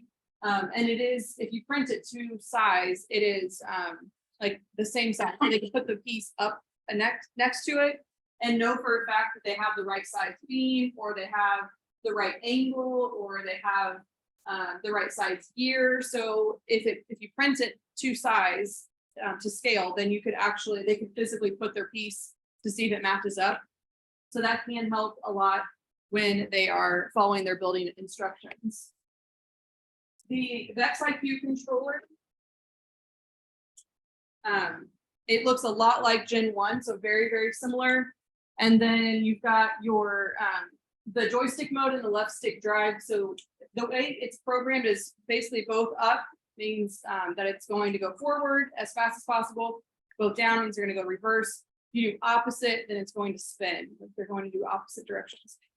So that's basic driving. You can program your remote to do different things. So there are other capabilities as far as 4 buttons here, and then you have 4 buttons on the top. So you can reprogram the remote in the coding platform to do different things. Once you attach other motors that do other things like lift an arm or spin something, you could activate that by using one of these other buttons. And so the students will start to get familiar with what works well for them, and they'll start customizing it to work for whatever they need it to work for. The robot brain looks like this right here. So you don't want to store it with the battery intact. You want to make sure the battery is always separate when you're not using it. And then you'll see there's a really great monitor here that's very basic, very easy. It's going to be turned on with the check mark. You hold down the check mark and turned off with the X. So that's your power on, power off. And then we'll get into all of this here in just a second. But then you have your IQ batteries. So the battery is really nice. It comes with this USB port. So you can use a cube, or you could use a charging station that has USB. And then it just plugs in the end right here. And then it has a little button on the side that shows you the battery life. So you can kind of see how strong the battery is by pushing that button and seeing the green lights, which helps a lot to have that visual. And then you can just charge a bunch of these together. The remote control battery is much smaller, and it is inside the remote. So you have to actually unscrew the back of this remote to get that battery out. The battery life on these, I'm going to say like sometimes months, like you don't have to mess with it. There's really no reason to remove it unless it's bad and you have to replace it altogether. You can just charge in order to charge the battery, which I think I actually have a slide. Yeah. So in order to charge the controller, if this is going dead, then you could simply just plug in your exact same cord into this and plug this into either your computer or a USB port on a cube on an outlet, or a USB port like surge protector. So that's how this gets charged. And then the same thing for the battery. You can use, these are really handy. These cubes that have multiple USB ports are really handy. You can go on Amazon. They don't send those with it. They only give you the port. Kind of like Apple, you know. And then you have your smart cables. The smart cables, you have to teach your kids how to use these because they've never seen a phone cord before. They have no idea. They've never seen this. Unlike a lot of us who grew up with these, they don't understand that you have to push before you pull out. So a lot of them will be like pulling it, not understanding why it's not coming out. So you have to really tell them to make sure they push before they pull out. And this is for the motors. So this is how you connect the motor to the brain. So here's your brain. This is the central source of, this is like a brain. And then all of your ports, 1 through 6, 7 through 12. So you plug in your ports into your motors through all of these, or sensors. So motors or sensors. These come in different lengths. So the nice thing about Gen 2 is they have printed on here what they are. This is 300 millimeter. Gen 1 didn't have that luxury. So you really had to like take it out, compare it, see if you could find the right size. So they've made it a lot better with Gen 2. So we're going to do a brief overview of the parts, and then we're going to dig into our kits and start looking at these. This is what the motor looks like. So it comes with 6 motors, and you've got the port for your smart cable, and then you have the place to put your pegs to be able to attach it to your robot, and then you also have this little, I guess you could say a port. This is where you put your metal shaft to connect it to your wheel or your gear, and it makes it go around. So this would just go clockwise or counterclockwise. The hero bot, so I referenced earlier that every single challenge that comes out, they release the challenge and then they also release the hero bot to go with that challenge. So basically they're saying, here's our suggested build that works well with the challenge that we just released. So you can see kind of every single year a new robot comes out. The Clawbot is the most basic. That I put VREX and icon there. They weren't necessarily with the challenge, but I think they're cool. And so like if you ever just needed like a summer camp or you just wanted to have like a fun build, those would obviously be some really fun builds. And not all of some of these, let me back up. Gen 1, I'm saying is no longer obsolete. However, this year's hero bot Bite can only be built with Gen 2. So while they're saying it's not obsolete, they're obviously moving in that direction. So just understand that if you have extra kits that are Gen 1, you're not going to be able to build Bite with Gen 1, only Gen 2. If you got the expansion. If you got the expansion, that's a good question. There is like an upgrade kit to go from Gen 1 to Gen 2. You could. We just didn't get the controller to the frame. Well, I would think if the building components are there. We got the. Yeah. I bet it would. If If they're saying that that expansion kit or that upgrade kit from Gen 1 to Gen 2 is everything you need to be considered Gen 2, then I would assume that it would be everything you need to build to hear. The one thing I just. Okay. Because we had some other. Yeah, and you can purchase all kinds on that Vex Robotics website. If you discover that you need more longer beams, if you need more metal shafts, if you need more Omni wheels, if you can order all of those things a la carte. So you don't have to buy a whole new kit. You could just, if you have a ton of building components, and you want to have a second team, then just purchase the kit that has the brain, the controller, the battery, the electronics, the motors. If you have enough building components, then you don't have to necessarily buy, I think it's like 150-ish, maybe 200 for that kit. So if you know that you have a bunch of building components from Project Lead the Way or whatever it may be, then you might be able to piece together a second one or a third one. So those are the hero bots.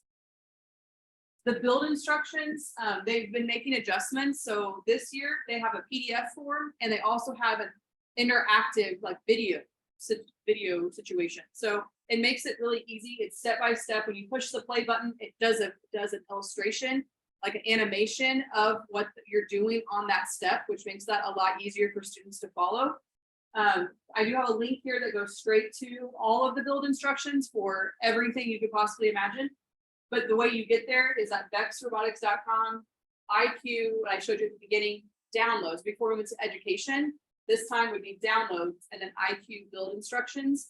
And that's where you'll find all of the build instructions. But it has the very good visuals. It'll have like an eye to show you like, this is a really small piece. Don't miss this. Make sure you put this in there. So it's really important to stress that to students that the more time they can put on the front end of following the directions carefully, the better off they're going to be in the end. And they can zoom in and zoom out. So if you're one-to-one and they have devices, then they could zoom in and zoom out on each of those steps. So they can get a really clear picture of the placement where that piece goes. They can go back steps before, steps ahead. And,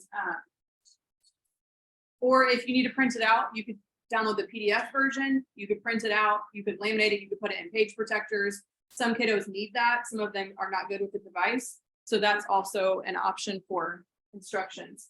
I use this in the Go training as well. So those of you that are Go teachers, you've already heard this, but we talk about the 4 Ps. It was one of our pilot teachers from the Go pilot that shared this with me. So maybe it's something everyone is familiar with, but for me, I had never heard it. And I wish I would have heard it when I was a coach because I would have used it all the time. To follow the 4 Ps, I would have put this on a poster, put it in my robotics room, and I would have really hit it on as much as possible. Because nothing is worse than getting half the way through a robot to realize you made a mistake 10 steps back, and then the frustration level that the kids experience. So it's really important that we tell them, think about the 4 Ps when you are building. Which way does the piece face? Look at the position. Because sometimes just the position, if they have it backwards, it will mess up the whole build. So make sure that it's in the right position. Then ask yourself, okay, I need to place it. Which holes do I use to place it in? Once you know that, then you actually push it, put the pieces together. And then lastly, you ask yourself, is it perfect? Do I feel confident in what I just did before I move on to the next step? Because this could help eliminate a lot of tears.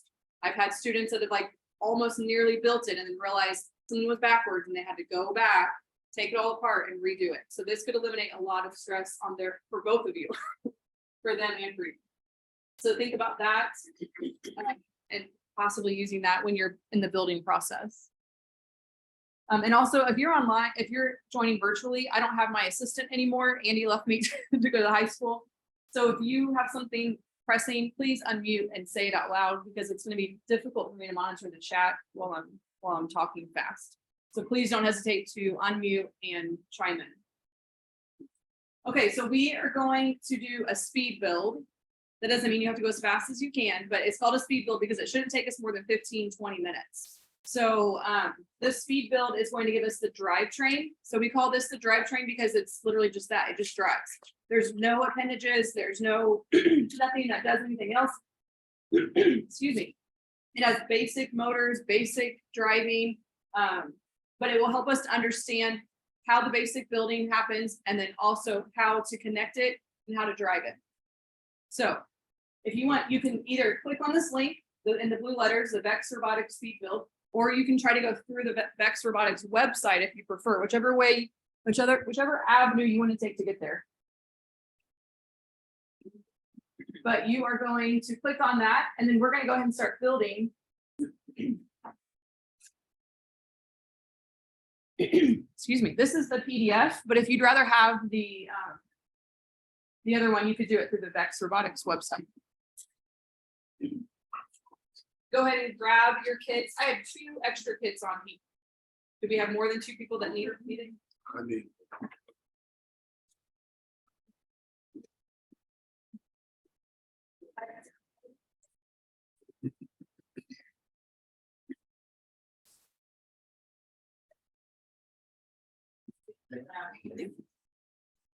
So 1 kit is 4 boxes. Oh. I'm going to share you too. I can help. You can help me then. We have enough where we could share and everybody can at least get a sense for how they work.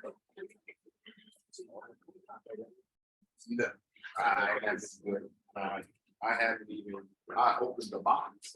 And I closed it quickly because. Which box do we Well, I open? had they All got of them? the old one, but it doesn't work. Like I need a whole new remote, all the batteries, everything is there. All the pieces are normal. Okay, if you're online, go ahead. If you have your materials, go ahead and, oh, look at you. Who is that? Jonathan. Wolf, Jonathan, good job. Which box do we open? Yeah, let's see who's faster, online or in person. Jonathan already has the first step done. It's gonna move on the screen for me, right? We're gonna build it together. Is that right? Okay, Jonathan, your coworkers are here and they think they can go faster than you. I'm sure they can. I'm waiting on the computer You're screen muted to though, I can't change. hear you. Bruce left, he said, forget this. No, I'm trying to find out which box do I open.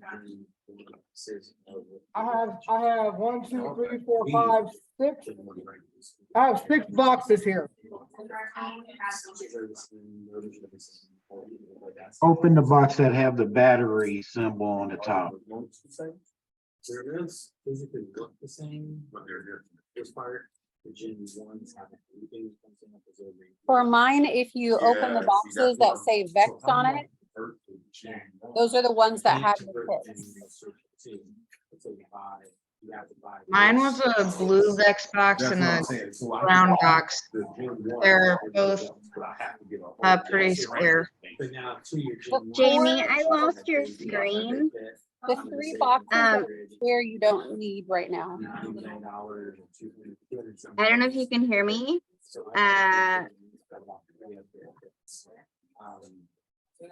Because I don't think I have a competition, I have the education.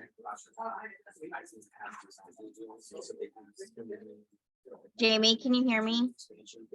So I may have to buy some more piece wheels because the kids like these wheels will run it this way. Ashley, do you need something? Yes. Can you hear me? Can you hear me? Or I can't hear you. I can hear you loud and clear, Ashley. Oh, great.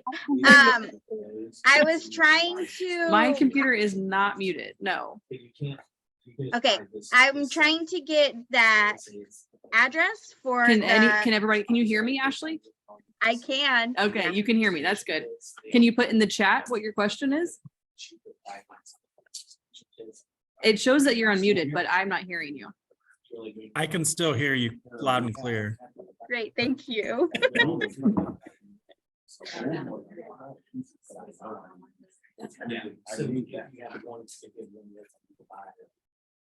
The PDF directions. Let me get those for you. Okay. I should get you to Are you gonna put those up on the screen? Oh, thanks, Ashley.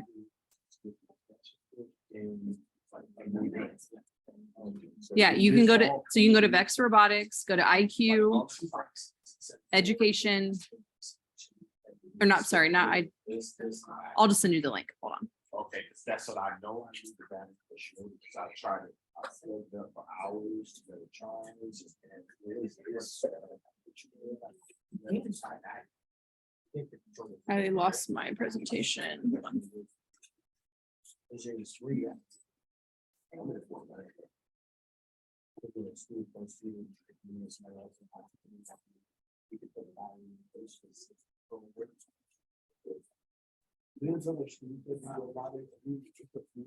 This is the largest school district in the United States.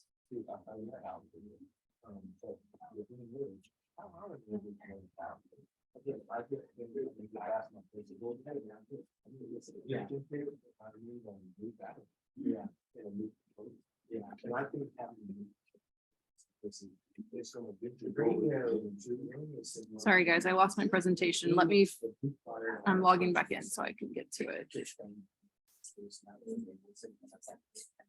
Yes, we remember them. They said that once that's Thanksgiving, that's the biggest thing. So with June 2. And I'm almost sure that's. Thanks, Deborah. Appreciate it.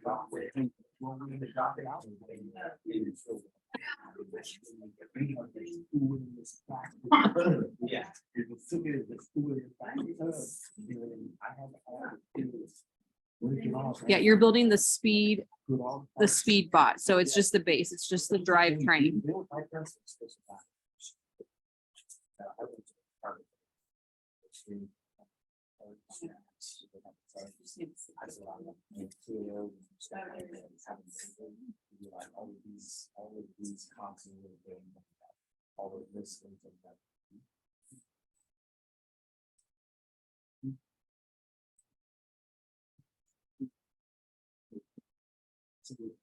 Speed build. You're building the speed build.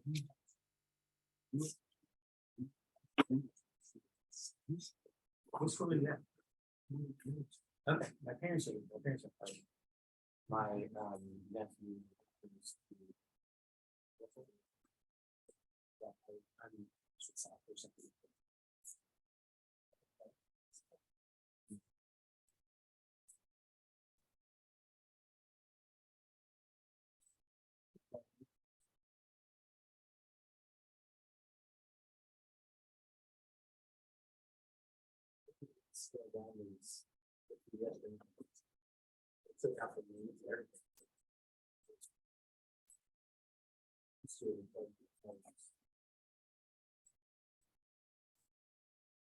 Okay, your robot should look like this when you're done.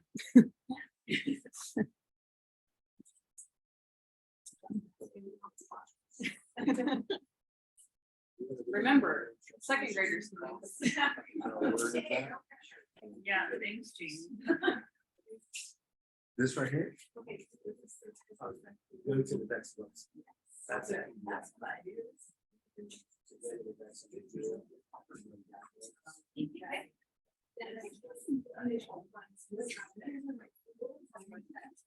Go to downloads and IQ build instructions.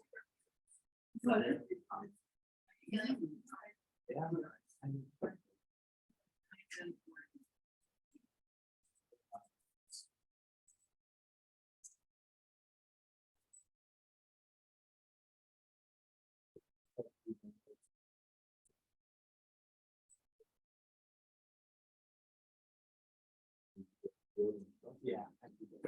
Having a hard time finding that one long gray rod that goes in between the blue pegs.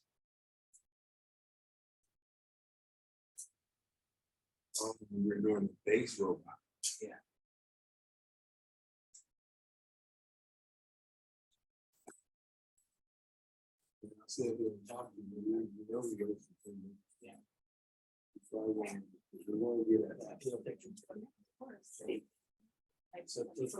It's in this box right here. I don't know if you can see me. That's in one of these containers.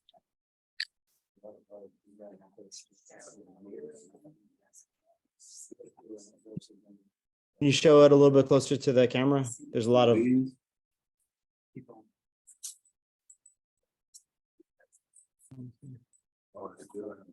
This one? Because our theme is. Saying this one? I don't see you at all. Oh, that's cool. Right here? I don't know. Oh, yeah, now I see it. Yeah, it has circles and it has those orange, it looks like a star in it. Yeah. Yeah, all right, I'll look. A lot of little pieces, kind of my nightmare. I can only see. It's taken for all. Yeah. So if you see me have this out. I mean, it's not for me. Yeah, I'll give it to you if you like. And now we need these. So, like, all the different That's these right here. principles come up with. Oh, yeah. But, yeah. Yeah, and it's just like last year was Where? Survivor theme. This right here? No, it has.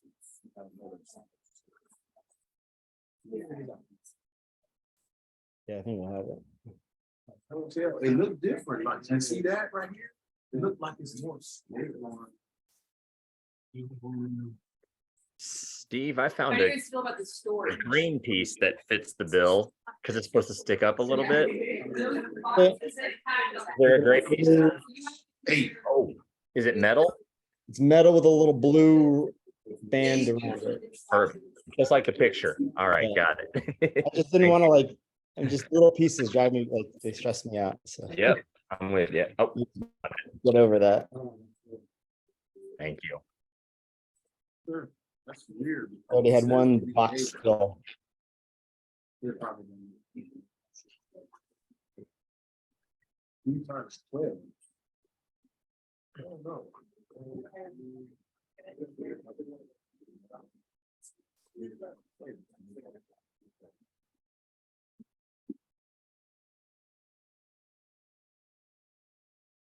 Doing something.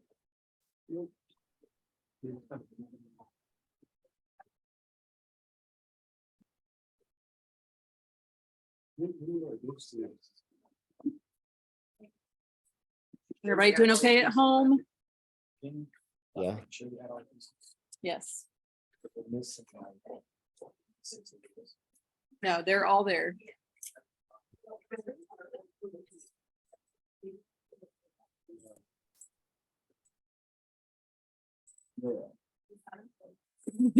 Sorry, Pat's face. Sorry. I love it because obviously the directions are on your screen. And so there's a lot of like, I don't Yeah. know. Let's see. Curious cat. Feel like I'm missing something.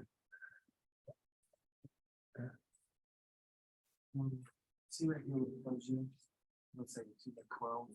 So what they say is.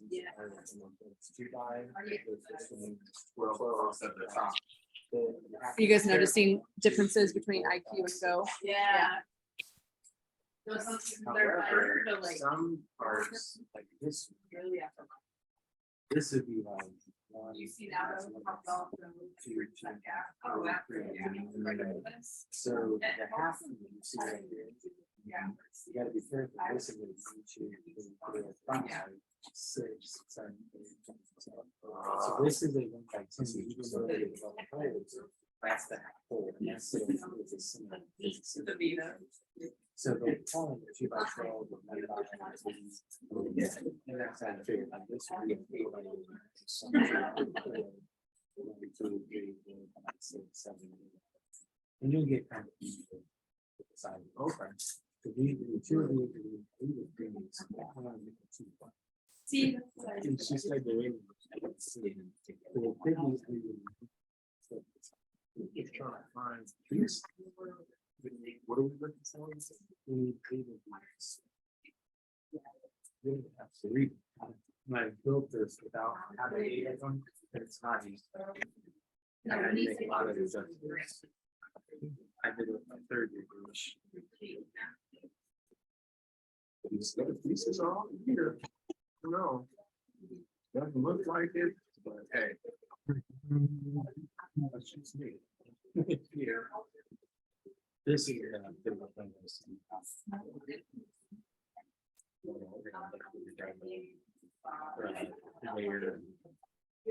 I saw a team use that. All that was really. Their robot would go sideways. That's awesome.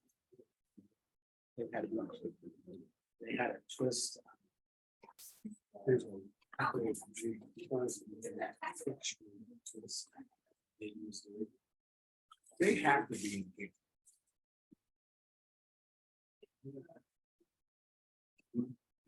Wouldn't make sense. Wouldn't make sense not to be. Yeah, I looked at this.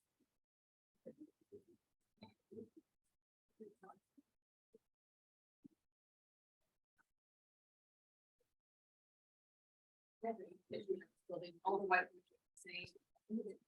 I think there must be just the right amount in there total because I think all. That's why it takes so long. That's like I have this something down there, when I have more teams, I have to have a community pieces situation where it's like, okay, here's all of your beats, here's all of your wheels. I asked my principal to get, I saw the Harvard free, and they're like 2. Yeah. Yeah, but I don't know if I haven't seen it. Yeah. Because that's what I wrote. The boxes are great if you're going to competition, and I always like to did but it's parts of people need. I just see them. I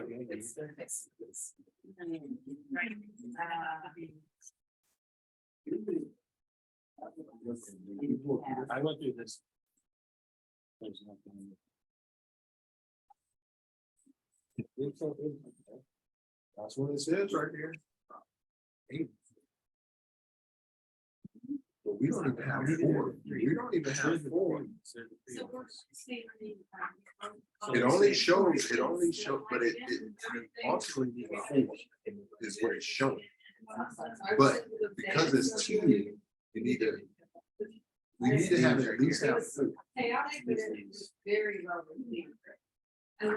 That's what they're showing. I love seeing. So what are, oh, okay. Let's just do that. Well, let's do right now, we have 4. That's all I'm saying. I think they want the one. So there's only 3 on the side. You see right here. See how that's. It goes on this. This is. Are we building 2 robots?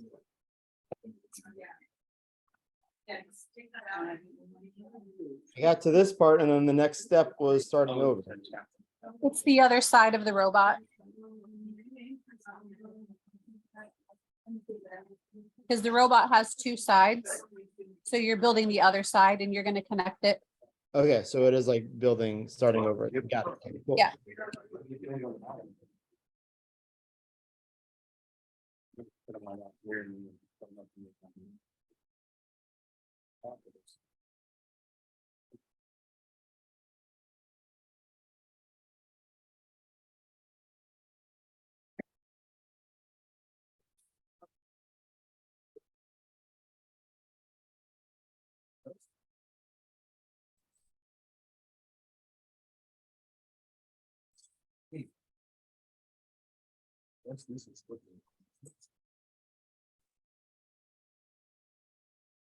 We're gonna try for like 7 minutes. That's our goal, to be done in 7 minutes. So we still have a lot to go over with competition, so about 7 minutes if possible.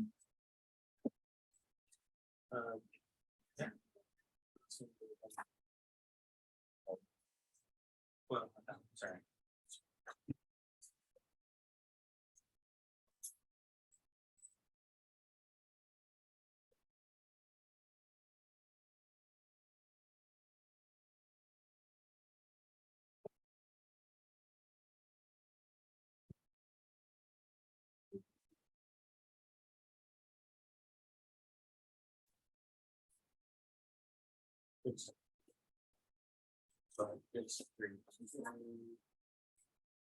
You gotta short one.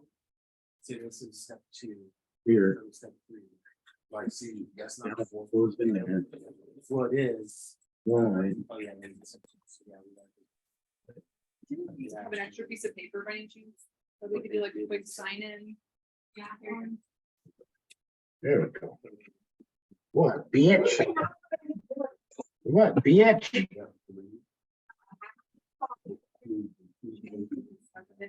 Name and pass it down. Oh, right. And names, just names. I'm at work regardless. That's all you have to say. You do our car. I said, that's what I did. Well, you said it's over there. That's what I was like. Okay. I don't have to do it. That's that.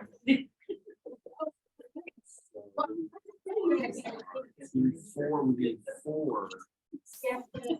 I'm not gonna allow You know, we go and get turned on, get turned on. Even work. Drive around. Your mom need to stop that.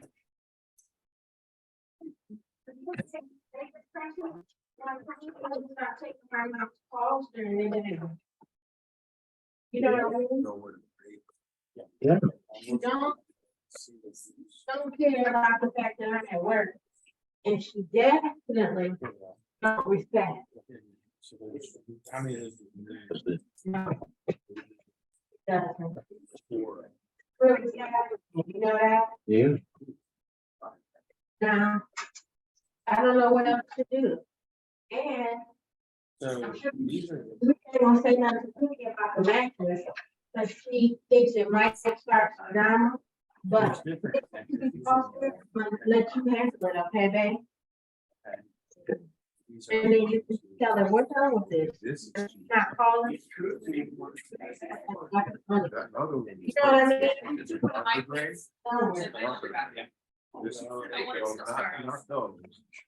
But it's the one with the like black head. Yeah.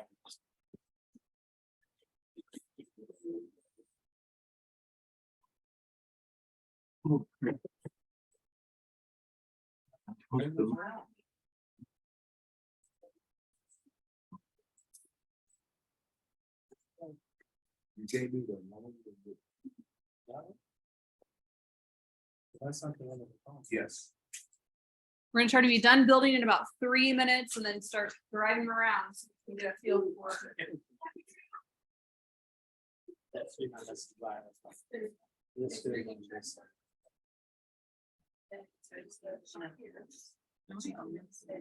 One goes on one end, one goes on the other. So. Yeah, when This- I did that. And the long would work, the short one. didn't work.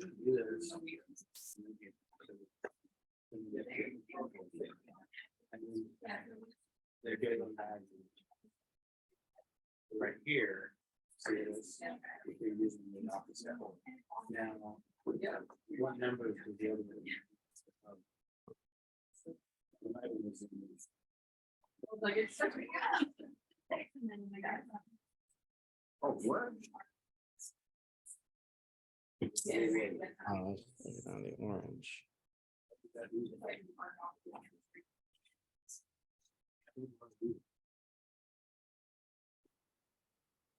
I think it's the third one over, but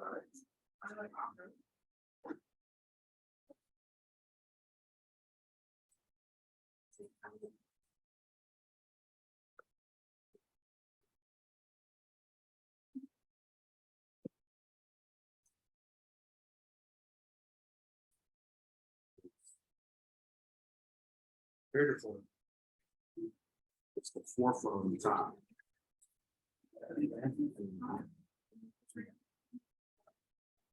Okay. So then go on then next one.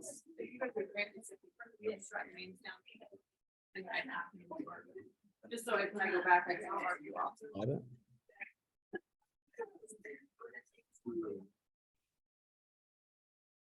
Which one's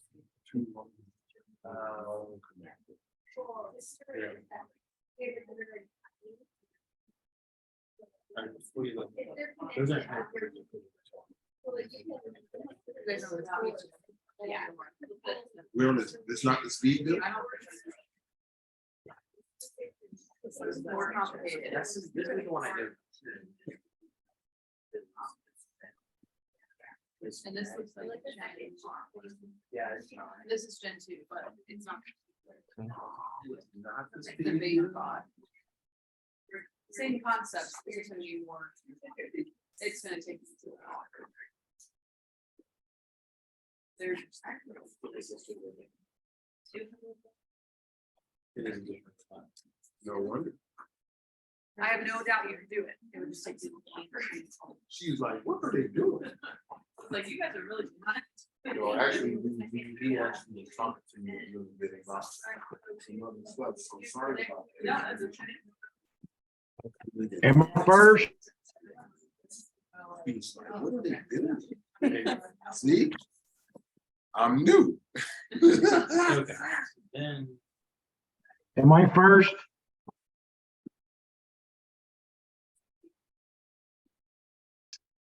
Alonzo, that looks awesome. Good job.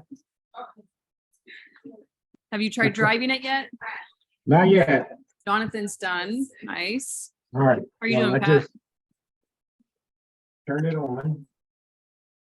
Nice. Slowly but surely. So when you turn on your, when you turn the power on your brain, the check mark, then you'll hit the, check mark again to say that you want the remote, and then check mark one more time, and then you should be able to drive it.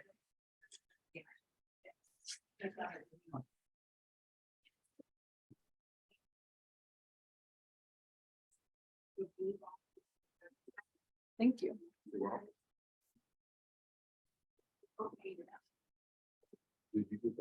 Okay, I didn't charge the battery. For the brain. Okay, hopefully you are driving by now. So we're gonna move on very soon.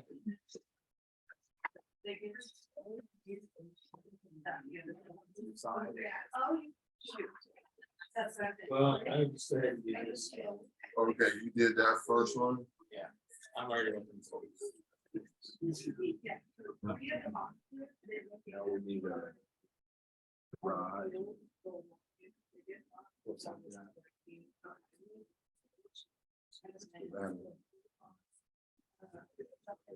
It's waiting.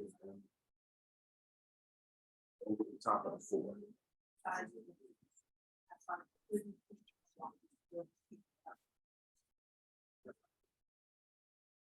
The brain should have some charge on it, right? Or am I doing something wrong? Yes. It does, okay. Oh, wait, just got it. Sorry. Could you go over how you got it moving again? Yes, and it's red, and it's in the, it's not in the very last one, it's in the next one, diameter of the yellow. Yeah. Your principal's gonna love this because she wants you to, she wants you to be Lisa's school, right? Yeah, she's like. We're trying to figure out the best picture. Yeah. This here. Oh. Now, Yeah, I know. I got- right here.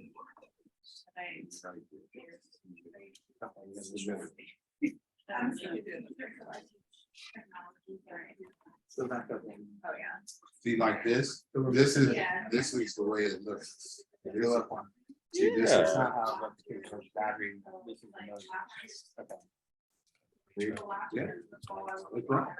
You have it right. So what's right here? We'll see what's happening is that's this. It's just showing you that.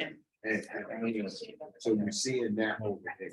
And this goes right here. Yes. I like that. We're gonna want the competition, we're gonna go over this year's challenge, understand the gameplay and the rules and all of that. But did you get a good sense of the building process? Can you see your students doing this? You can see them following the directions and anything on their own? Yeah, absolutely. So very basic, very user friendly. You might have some new storage solutions, so the box may not work for you, and that's okay. Nothing says you have to keep everything in the boxes. You do whatever works for you, especially as you build your program and you get more teams. You might see yourself doing more communal first, so that way it's not so cumbersome with the basic. But just know that you have that flexibility and that freedom to do whatever works for you and your students. So, and you're welcome to multitask. If you can multitask and listen while you're putting things away, then that's perfectly fine with me. But for the sake of time, I want to make sure we go over this year's challenge.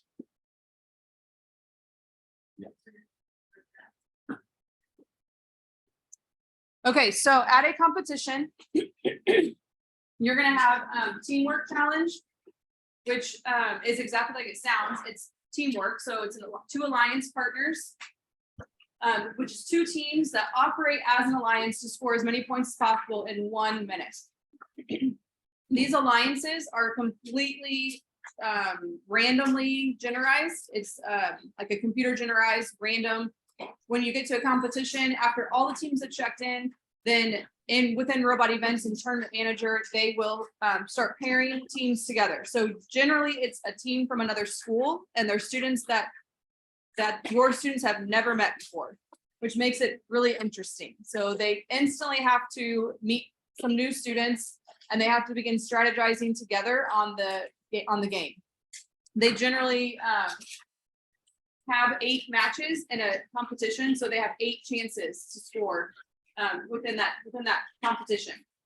At a competition, there's also a skills challenge. So the teamwork challenge is when you have the 2 teams that come together to work as an alliance.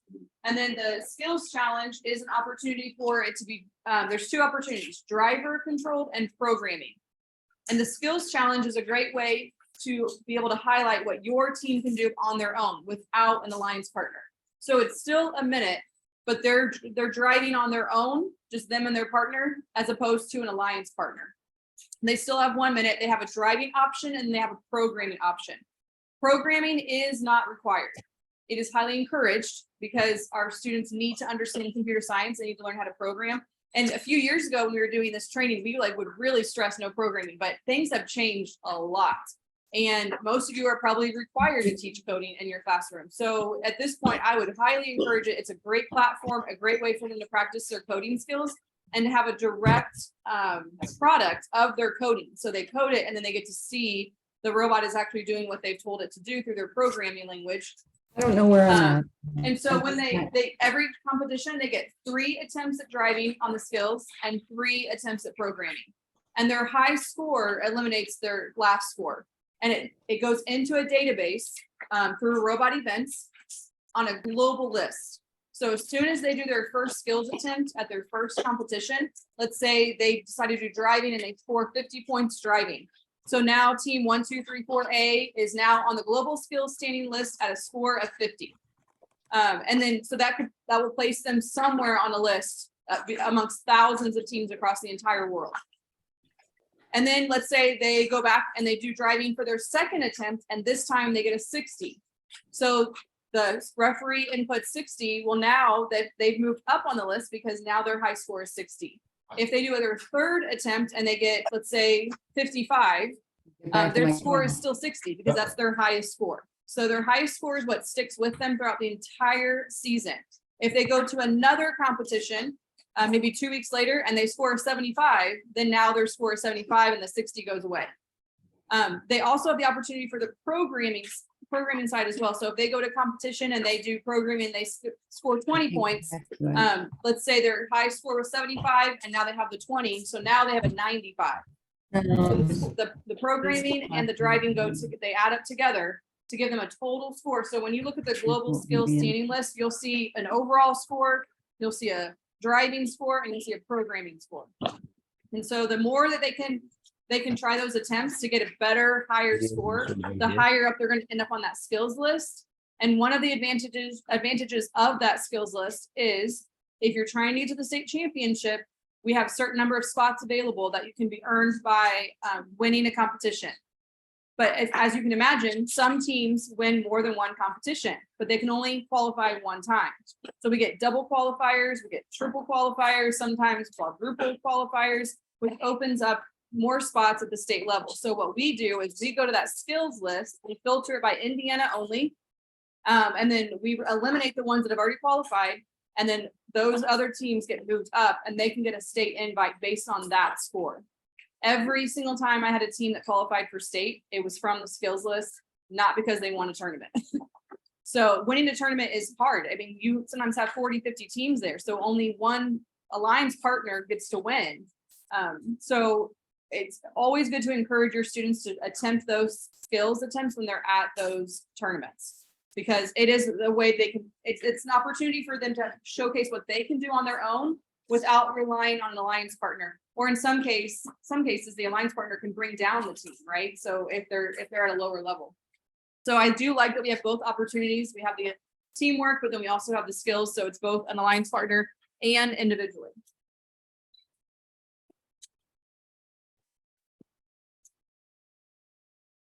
Okay, so this just summarizes all the things I just said. Teamwork challenge is one alliance on one field made up of 2 teams. So one robot, each team has one robot. There's nothing autonomous, so they are driving the entire time. So 1 minute of driving.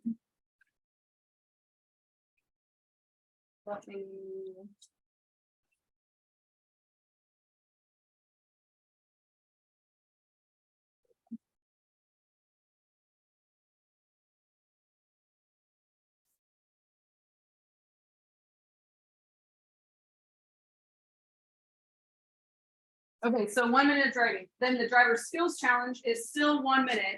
No programming, no autonomous, just 1 minute of driving. But this time we have one team with one robot. And then the third way to compete is the programming, one team with one robot. It's 1 minute, but this time it's autonomous. So it's all programming, no remote. They push the button to initiate the program, and then the robot runs autonomously. So that would be the driver control period would be 0. There's no driving allowed. You'll see a summary of this in the video as well. And again, the skills are not required. They're optional. So at the least, at the minimum, you go to a competition and you do the teamwork challenge. You do the 8 matches with your alliance partners throughout the day, and you don't do this at all. Maybe your second competition you go to, you decide that you're ready to try out the skills. So just something to think about. It's not required. Okay, let's kind of test you, see what you know. Okay, in this picture, we have 2 teams. You can tell they're from different places because they have 2 different t-shirts, right? They're these two drivers. So they're working together. They're alliance partners. You can't see the other robot, but there are 2 robots on the field. At about the 30-second mark, 30 to 35 seconds, there's going to be a little buzzer. And then she's going to pass the remote off to her, and she's going to drive the remainder of the time. And then the same thing over here. So for 1 minute. So we have this one. Which one is this, teamwork or is this skills? Teamwork. Nice job. And then over here we have one team. You can't tell because of their t-shirts don't match, but there is only 2 students, which would equal 1 team. There's 1 robot on the field, and do they have a remote in their hand? No. No, so there are 2 skills. It has to be skills because they're on their own. They don't have an alliance partner. If they're in skills, are they running a programming challenge or are they running a skills driving challenge? Programming, right? Because they don't have a remote in their hands. So it is skills challenge, and more specifically, it is a programming skills challenge. Because they are running their program, they are not actually driving the robot. So they put the robot on the field, they push the button on their brain to initiate that program, and then it goes autonomously. And with programming, they can run more than one program. So the nice thing about that 1 minute is they can reset that robot as many times as they need to. So the sooner they figure that out, the better, because they'll use that as a strategy. They'll go to the starting position, they'll hit a program, it might move straight, it might lift something, knock something over, and then maybe they don't have the programming down to be able to like turn and do this and do this. And so they might reset it somewhere else and repeat the exact, depending on what the game is, potentially could do a series of programs instead of one big program to get more points. So that's a strategy that some students do use. It's a combination, right? Oh, yeah. And so you have to meet the skills and the team, but the skills and the driving act together. for You one don't- school. These are completely separate. Well, I mean, when you're doing the skills. When you're doing challenge, skills, yeah, the driving, yes. autonomous. You don't have to do both, Right, but if you don't, But- those both act together. for one yes, score. but they do add together to get you a higher score, Yeah, yes. that's what we didn't know last year. Yep. Okay, here is an example of a competition, so kind of a layout, so you can kind of get an idea. I would have loved to have seen a more of a visual before my first one, and I probably did see it and I forgot, but you can go back to this. You can see two different pictures here to kind of see the layout, and some can be more chaotic than others. It really depends on the event partner and how they're running it. So some event partners are very organized, very structured. Others are just kind of like, whatever. So you'll get a sense, each competition you go to might feel a little bit different. But this is just an example of one. When you first come into a competition, the very first thing you're gonna do is you're gonna check in. So most of the time they're gonna have a table set up. They're gonna have people with a computer. They're gonna ask you for your team number. You're gonna say, I'm team 1, 2, 3, 4A. They're gonna check that you're there. And then they'll have monitors that will show the teams that have checked in, because they can't start the competition until everybody is there. So it's gonna be really important that you come on time and that you're ready to go. Right after you check in, then you're gonna find the inspection table. So every robot has to be inspected before they can compete. So there is an inspection checklist that I have linked a little bit later. The inspection checklist has think about it like their constraints, right? Design constraints, the sizing, the number of motors. You can't have any other parts that are non-vex, like just things like that. They're all very standard, but they'll want, when they make their robot during practices, they're gonna wanna use that as a guideline to make sure they're not breaking any of those rules, because it's devastating to take a robot into a competition, take it to inspection, especially your first one, and for the inspectors to say, you don't pass inspection. Because they'd have to go back and modify, and if it's too much to modify, then they don't compete at all. So you can imagine how devastating that would be for a child to go through that. Yeah. There is a criteria. The biggest reason why people don't pass inspection is size. So it has to fit within 11 by 20 by 15. And so if it doesn't fit within that constraint, then they'll say either go back and modify it and come back again, and they'll let them continue to come back. Well, they should at least. They'll let them continue to come back and try again. So they'll go back to their pit area. They'll try to make adjustments, but if it's going to require them to like completely rebuild their robot, then they will probably just have to forfeit and not compete at all. We had a team. back Yep. then. So They you did know it, worked, these but it fallen things off, before. they competed. So they So had you good don't team know members the, to do it, and I had the sizes told them, before You do know. There's an inspection sheet that you can look at. Yep, there's no secrets. So all of it's out ahead of time. Because they don't, why would teams not get this? Because they didn't put the work in ahead of time to understand that. Not everybody goes through training like this, so sometimes they just don't know what they don't know. Like I said, I didn't. I learned. Exactly. Once the judge told me no, then they actually did what they needed to fix it. It's not required. I mean, it's required to get the grant, but it's not required for every code. Now, the only thing that I did not know last year is if the piece falls off of your rotor, the team can put their controller down, pick the piece up and remove it from the field. And Put then it back they- in the starting position. Yeah. The robot or the. The yeah, robot. Yeah. Yeah. We had one that fell off, an arm fell off, and they, I know they could. Be careful. They can remove that. Oh, okay. Okay, so you've been inspected, you passed inspection. Then you're gonna find your pits, so they call them pits. They're generally in the cafeteria or in a big open space.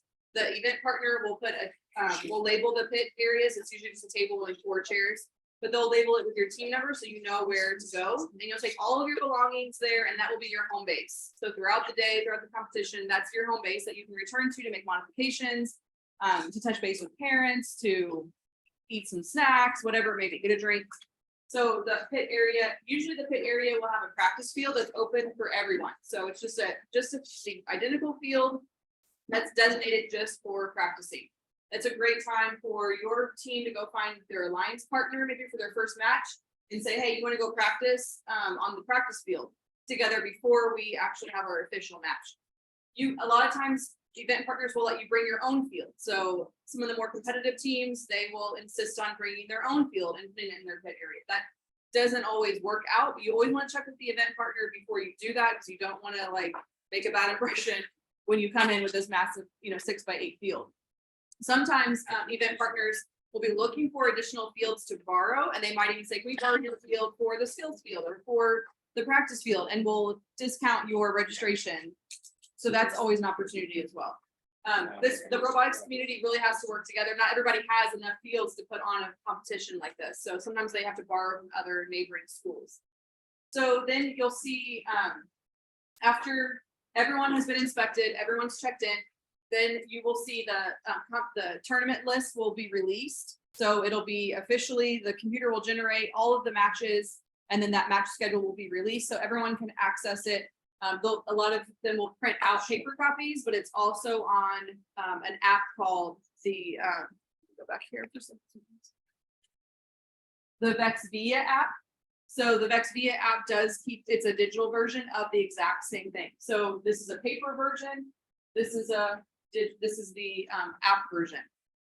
And 9 times out of 10, that it works great. It's technology, so sometimes there's snags, but it really does work very well. It's also where you can monitor the scores. So you can, while you're monitoring the match schedule, you can also switch to the scores and see where the students are doing, where they're at on the placement. So the placing will adjust all day long, because you have everyone's done one match, here's where they're at, and then the next matches will start, and then constantly. So don't let your kids stress out or start panicking too soon, because that will adjust all throughout the day. Because remember, they have 8 different matches.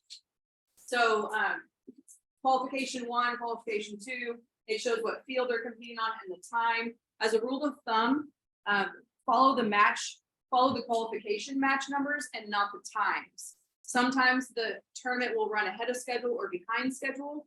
And so they'll be queuing up and saying okay, we need team 26631C, and you're like, well, I don't be there until 9 a.m., but it could be 8:55 and they're ready for you right then. So rather than follow the times, those are all approximate and they're all estimated. So rather than follow the times, follow the match numbers, which will be displayed somewhere in that venue. Somewhere you'll see we're on match number 25. So what a lot of times the students will do, and I would say give this job to one of your students, they'll go through and they'll get a paper copy and they'll start highlighting all of the matches, their 8 matches. So let's just pretend like it's 2222D. So that they're going to highlight, because they're going to be on field 3 on match 3, and their alliance partner is 9H4829A. So they're probably going to go want to find that team in the pit area, introduce themselves, say, this is what my robot can do. What can your robot do? Okay, well then I think together we could probably do this. Let's strategize, let's practice. Sometimes there's time for that and sometimes there's not. It depends on the agenda for the event. It depends on how much time is in between matches. So again, these are life skills they have to figure out. They have to figure out the timing. Do we have time to practice, or do we only have time to strategize and just discuss? Do we have time to get a skills match in really fast? Do we have time to do a programming run really fast? So these are all life skills that they have to figure out throughout the day. And it's really cool just to watch them figure it all out and help them and watch them navigate all of that. I'm gonna go back really fast. So there's generally a skills area somewhere else. So you'll see it'll be more obvious where the fields are in the front. It's gonna be, those are your tournament fields. Some event partners will turn those into skills fields, like during lunchtime or anything. So you have to just really listen to what that event partner is doing, because they all vary a little bit. So just make sure that you're being very mindful of how things are being run, and don't be afraid to ask questions. You have to lean on the other coaches. They, just like the kids, they could be complete strangers, but you might want to lean on them. Just like when I write on their hands, that was my idea. Another coach was like, hey, why don't you write it on their hands so they remember what their team number is? I was like, oh, thanks. You know, like the robotics community is really collaborative with coaches and students. So lean into that and let the other coaches help you. This is just an example of an agenda. When you go to robot events and you find a competition, there's an agenda tab so that you can see exactly what the agenda is. Oh my gosh, no ways, it's 5 more minutes. Guys, okay, I'm flying. Okay. Do we feel pretty good about how competitions work? Okay, because I haven't even told you guys the new challenge. Every single year the challenge changes. The field has gotten bigger. It used to be 4x8, now it's 6x8. I don't anticipate that changing anytime soon. I think the 6x8 is going to stick. I can't say that guaranteed, but I feel very confident that it will stick with the 6x8. This year's challenge is called Full Volume. Do you guys want me to? I'm not going to play. You want me to play the video? We have 5 minutes. Can we play the video or just talk through it? I've seen it. Talk through it. Okay. I would definitely recommend watching the video later and showing it to your students lots of times, because I have to watch it over and over and over again to really understand it. And then everything that I pulled from here to put in the presentation is straight from the game manual. So that's the other thing, the video and the game manual, you want your students to know it inside and out. So the game manual is linked on there as well. The driver station, that means that the drivers have to stand on that side of the field. And then the starting positions means the robots have to go on this side of the field. So there is some flexibility. The robot can go anywhere where this green line is, as long as the back end of the robot is somewhere on that wall. They can be placed anywhere for their starting position on that wall. Okay, scoring this year. So you've got these game pieces that have to be scored into these scoring goals, and each block that's scored in the goal is 1 point. So every single one that's in there is 1 point. If you look at these examples, this red one would not be considered scored because it's not contacting, even though it's contacting the goal, it has to be contacting either the floor or it has to be contacting another game element within the goal. Makes sense? So 1 point for every single game element that is inside a scoring goal. Okay, then they also get uniform goal points. So uniform means that it has all the same game elements. It can have all red ones, it can have all green ones, it can have all purple ones, but as long as they're all the same, then they get 10 extra points for having a uniform goal. This one is uniform, that one is not. Okay. Height bonus. So if all the goals have a fill level of 1 or higher, they get 10 extra points, 2 or higher, 20, and 3 is 30. The best way to explain this is to show you some examples, to give you some visuals. Why isn't it?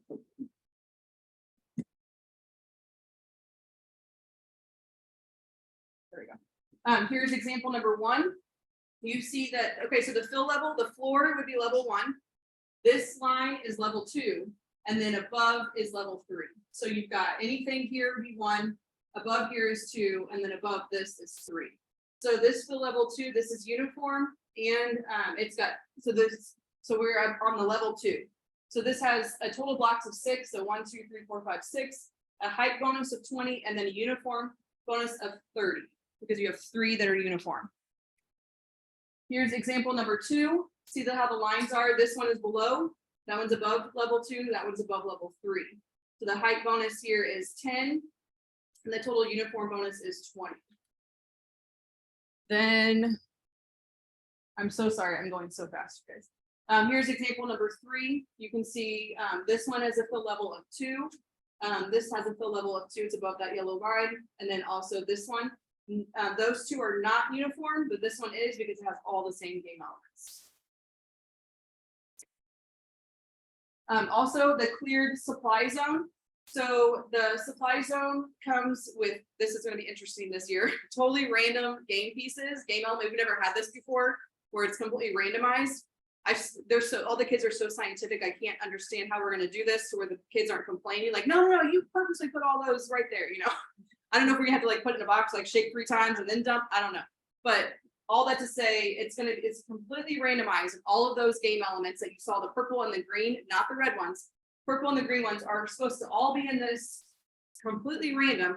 And if they clear all of those out, then they get 20 points. So that is considered clear. See how the robot has a game element inside of it? That would not be considered clear because technically the game element is still in that zone. Each red block has been removed. So these red blocks start out on these pegs. So once those are removed, then they get 5 points for every red block that's been removed. And then at the end game this year is parked robots. So then after clearing that zone, then you have to park your robot inside of that zone. So that's going to be really interesting to see how the students navigate this challenge, because I can show you.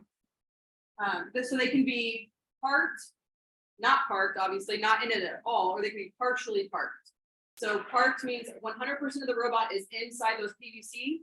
Partially would mean that part of it is hanging over. So if you were to put a piece of paper or something there, if the robot touches it, then it would not be considered parked. So we're probably going to see a lot of like refs kind of, holding something up just to make sure, because if you can put something along that field line and not touch the robot, then it will be considered parked. Otherwise, it'll be partial, which would be partial points. You get bonus points if both robots are parked inside.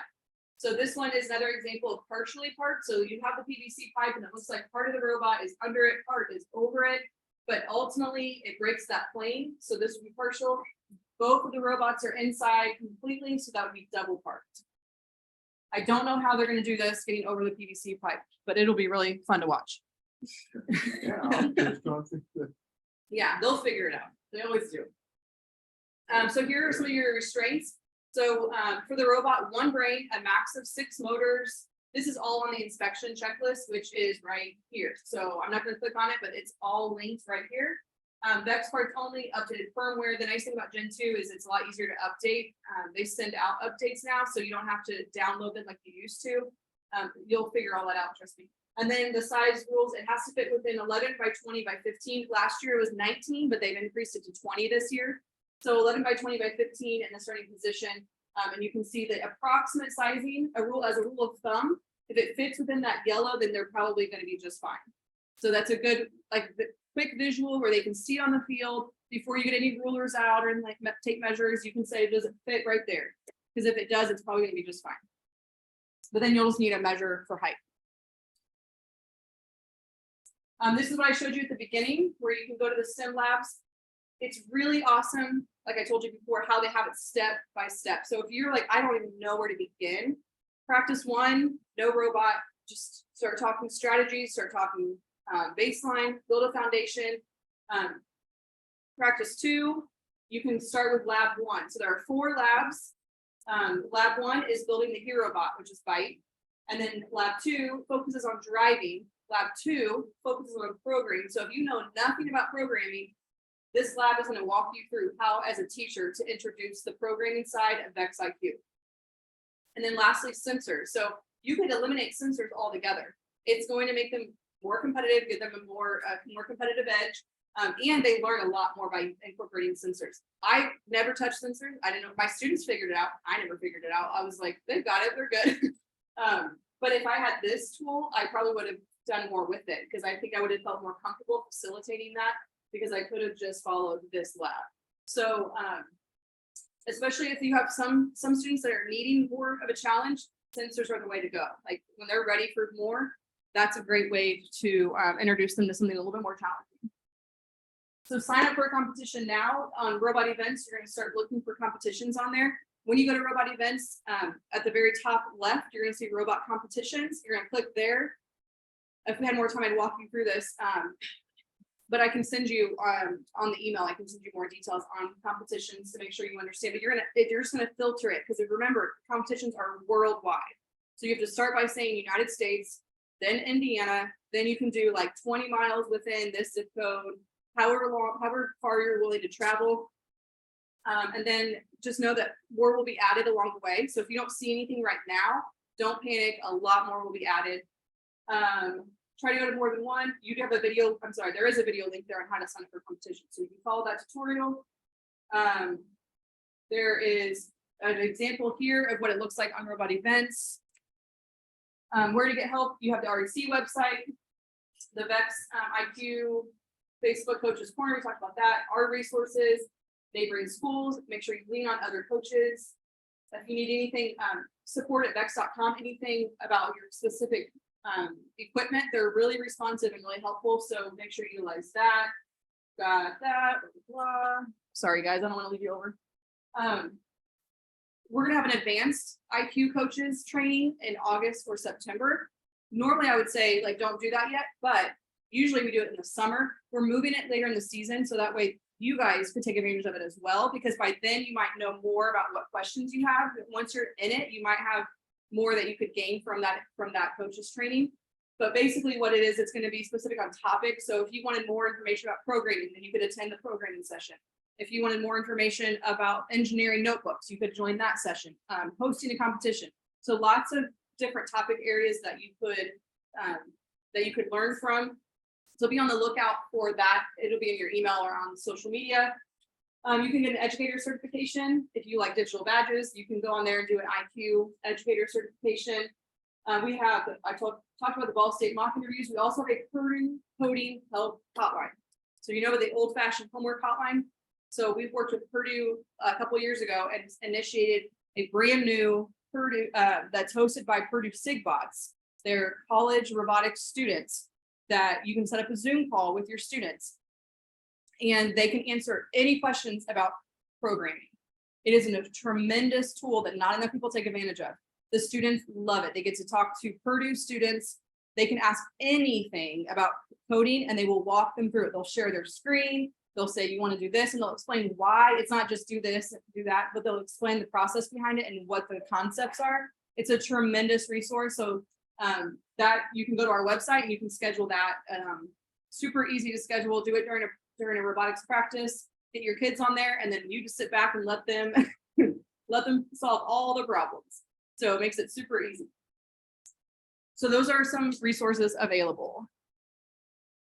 And then I didn't even get to talk about all this, but these are some of the things that you can copy and use for yourself. So tryout requirements. If you have more students than what you can take on, then I would highly recommend initiating some tryouts where you're not having to come like drive. You're basically saying, what I did was I said, you have to give me a max of 3-minute video. Why are you going to be on the robotics team? And why do you think that you would be a good team member? So I would have them do that for me. I would also have them do a teacher recommendation form. So I'd have them select a teacher, have them fill out a form, and that is the teacher recommendation form is there that you can copy and use it for yourself. But it was a way that I could kind of lead through, because most of them, they would say, yes, I want to be in robotics. And then once I said, okay, great, I need you to have a teacher fill this out, and I need you to record a 3-minute video telling me why, and then it would slim it down. And then it might narrow it down to 50 instead of 100, which made it a whole lot easier than trying to skim through 100. So it separates the ones that are serious about it. It's just a way that you can kind of filter through. And then I would do team requirements. So I would have like a contract that would say, this is what is required of you. You can't miss practices. You can't do this. You can't do that. Your grades have to stay average, your behavior, all of those things. And I have them do a contract. And then I do a beginning of the year presentation with my students. So I'd walk them on that first practice. That is, you can copy that and use it for yourself. It's all there for you. You just have to update it to the new game. And then I do a parent presentation. I'd always pull my parents together in September, October, and I would show them the challenge, because most of them have no idea what robotics is. They think their kids are doing BattleBots. So I would explain the challenge to them. I would explain the scoring to them so they could be more involved in the competitions and not be clueless about what's going on. I would explain what their involvement should or should not be. You can't scream from the stands. telling your kid what to do, like you're not allowed to do that. It's not like tennis where you have to be silent or golf or whatever, but you can't, not like at baseball where you can say, run to first or run to second. Like you can't do that in robotics. You have to let them do it. So I would educate my parents on all of that. I would also use that as an opportunity to find out, do any of my parents have work for companies that'd be interested in sponsoring our team? Because if you wanted to donate, I have a sample sponsor request letter, then we'll put your logo on our shirt. Your kid is already on the team. And we got a lot of sponsors that way, just by incorporating the ones that are already invested through the students. So the parent presentation is there that you can copy, and then the sample sponsor. I had a volunteer that's all he did was go to companies in our area and ask them to give us money. So we got to a point where we didn't have to worry about money anymore because we had so many companies that were behind what we were doing. You can tell that we are prepping your future employees. These are students that could eventually work for you. By giving us $500, you are investing in the future of your company. We'll put your name on our shirt, we'll put it on a banner, we'll shout out on social media, whatever it takes. But between that and hosting competitions, because we make a lot of money on hosting competitions through concessions and registration fees, I was able to get to a place where we could sustain 10 teams easily because of that kind of funding. And in the advanced coaches, there'll be a session on that kind of stuff, like how to financially support your program. Ooh. Next steps, get your students together, figure out who your students are going to be. They're going to be on your team. If you're a grant recipient, you need to complete your student and teacher pre-surveys that we're going to send in an email after the training. You want to make sure you register your team. A lot of you have done that, but if you have not done that yet, please do that as soon as possible. There's a tutorial for you. If you need me to talk you through it, call me. We'll talk through it on the phone together. Register for a competition, include our logo. That's linked for you. And please, you guys, I mean it when I say it. Like, I've been in your shoes. I know how hard it is. Take the middleman. Just call me. Just text me. Call me. My number is on my signature. I want to be available to you at any time, and I mean that. You're not bothering me. You're not. Just call me. Let me save you the time and the stress, and let me just help you solve whatever problem you have. Okay, I think that's everything. If you have any questions, I'm so sorry I held you over and did not respect your summer by 11 minutes. But hopefully you gained what you needed and you feel more prepared and more confident to go out there and make a difference in these kids' lives. But if you have any questions at all, please don't hesitate to let me know. Okay? Thank you so much. You're welcome. Thank you so much. Thank you guys for joining online. If you have any questions, just let me know. Thank you.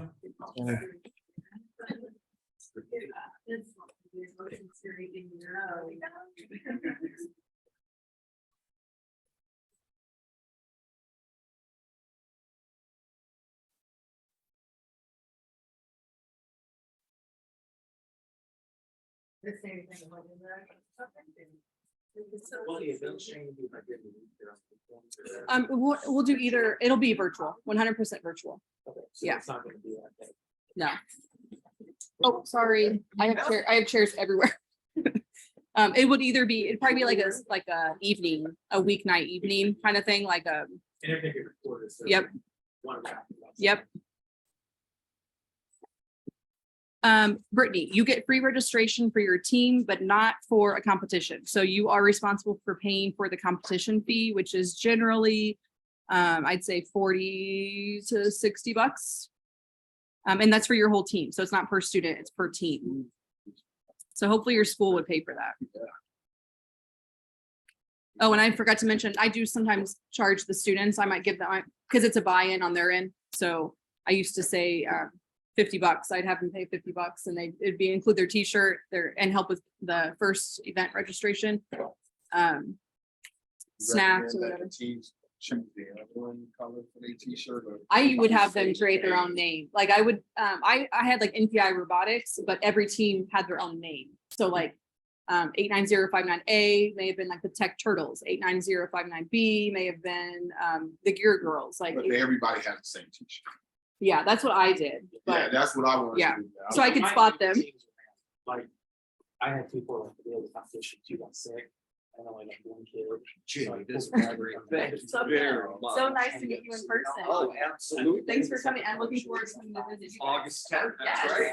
Yes. You need to have kids kind of be flexible. And the kids like that, I think. Yeah. Cause I had the flu went around, like 2 kids in the same team that they're practicing got the flu. The night before, the parents were texting me. Yeah. And I left one kid on the team, so I pulled another one from the other team. Good. That's okay, right? All of them that I know It's 16. really when they all of them. qualify. for It's when they state, qualify, yeah, Then you lock it back. Yeah. That yeah. roster. I don't know about state. I'm just worried about if they want to be in competition. Cause not all of them want to do competition. No, because. So I have to figure out what I'm gonna do with those students when they come to the robotics club. Like, I have to find something for them to do. Like baby steps, that's what I used to when I saw them taking baby steps. I'm just I trying. have a to lot of figure it kids who don't drive, they're not comfortable with the pressure on them. Then you have some kids that like to, they want to program, they want bills, right? They find their niche.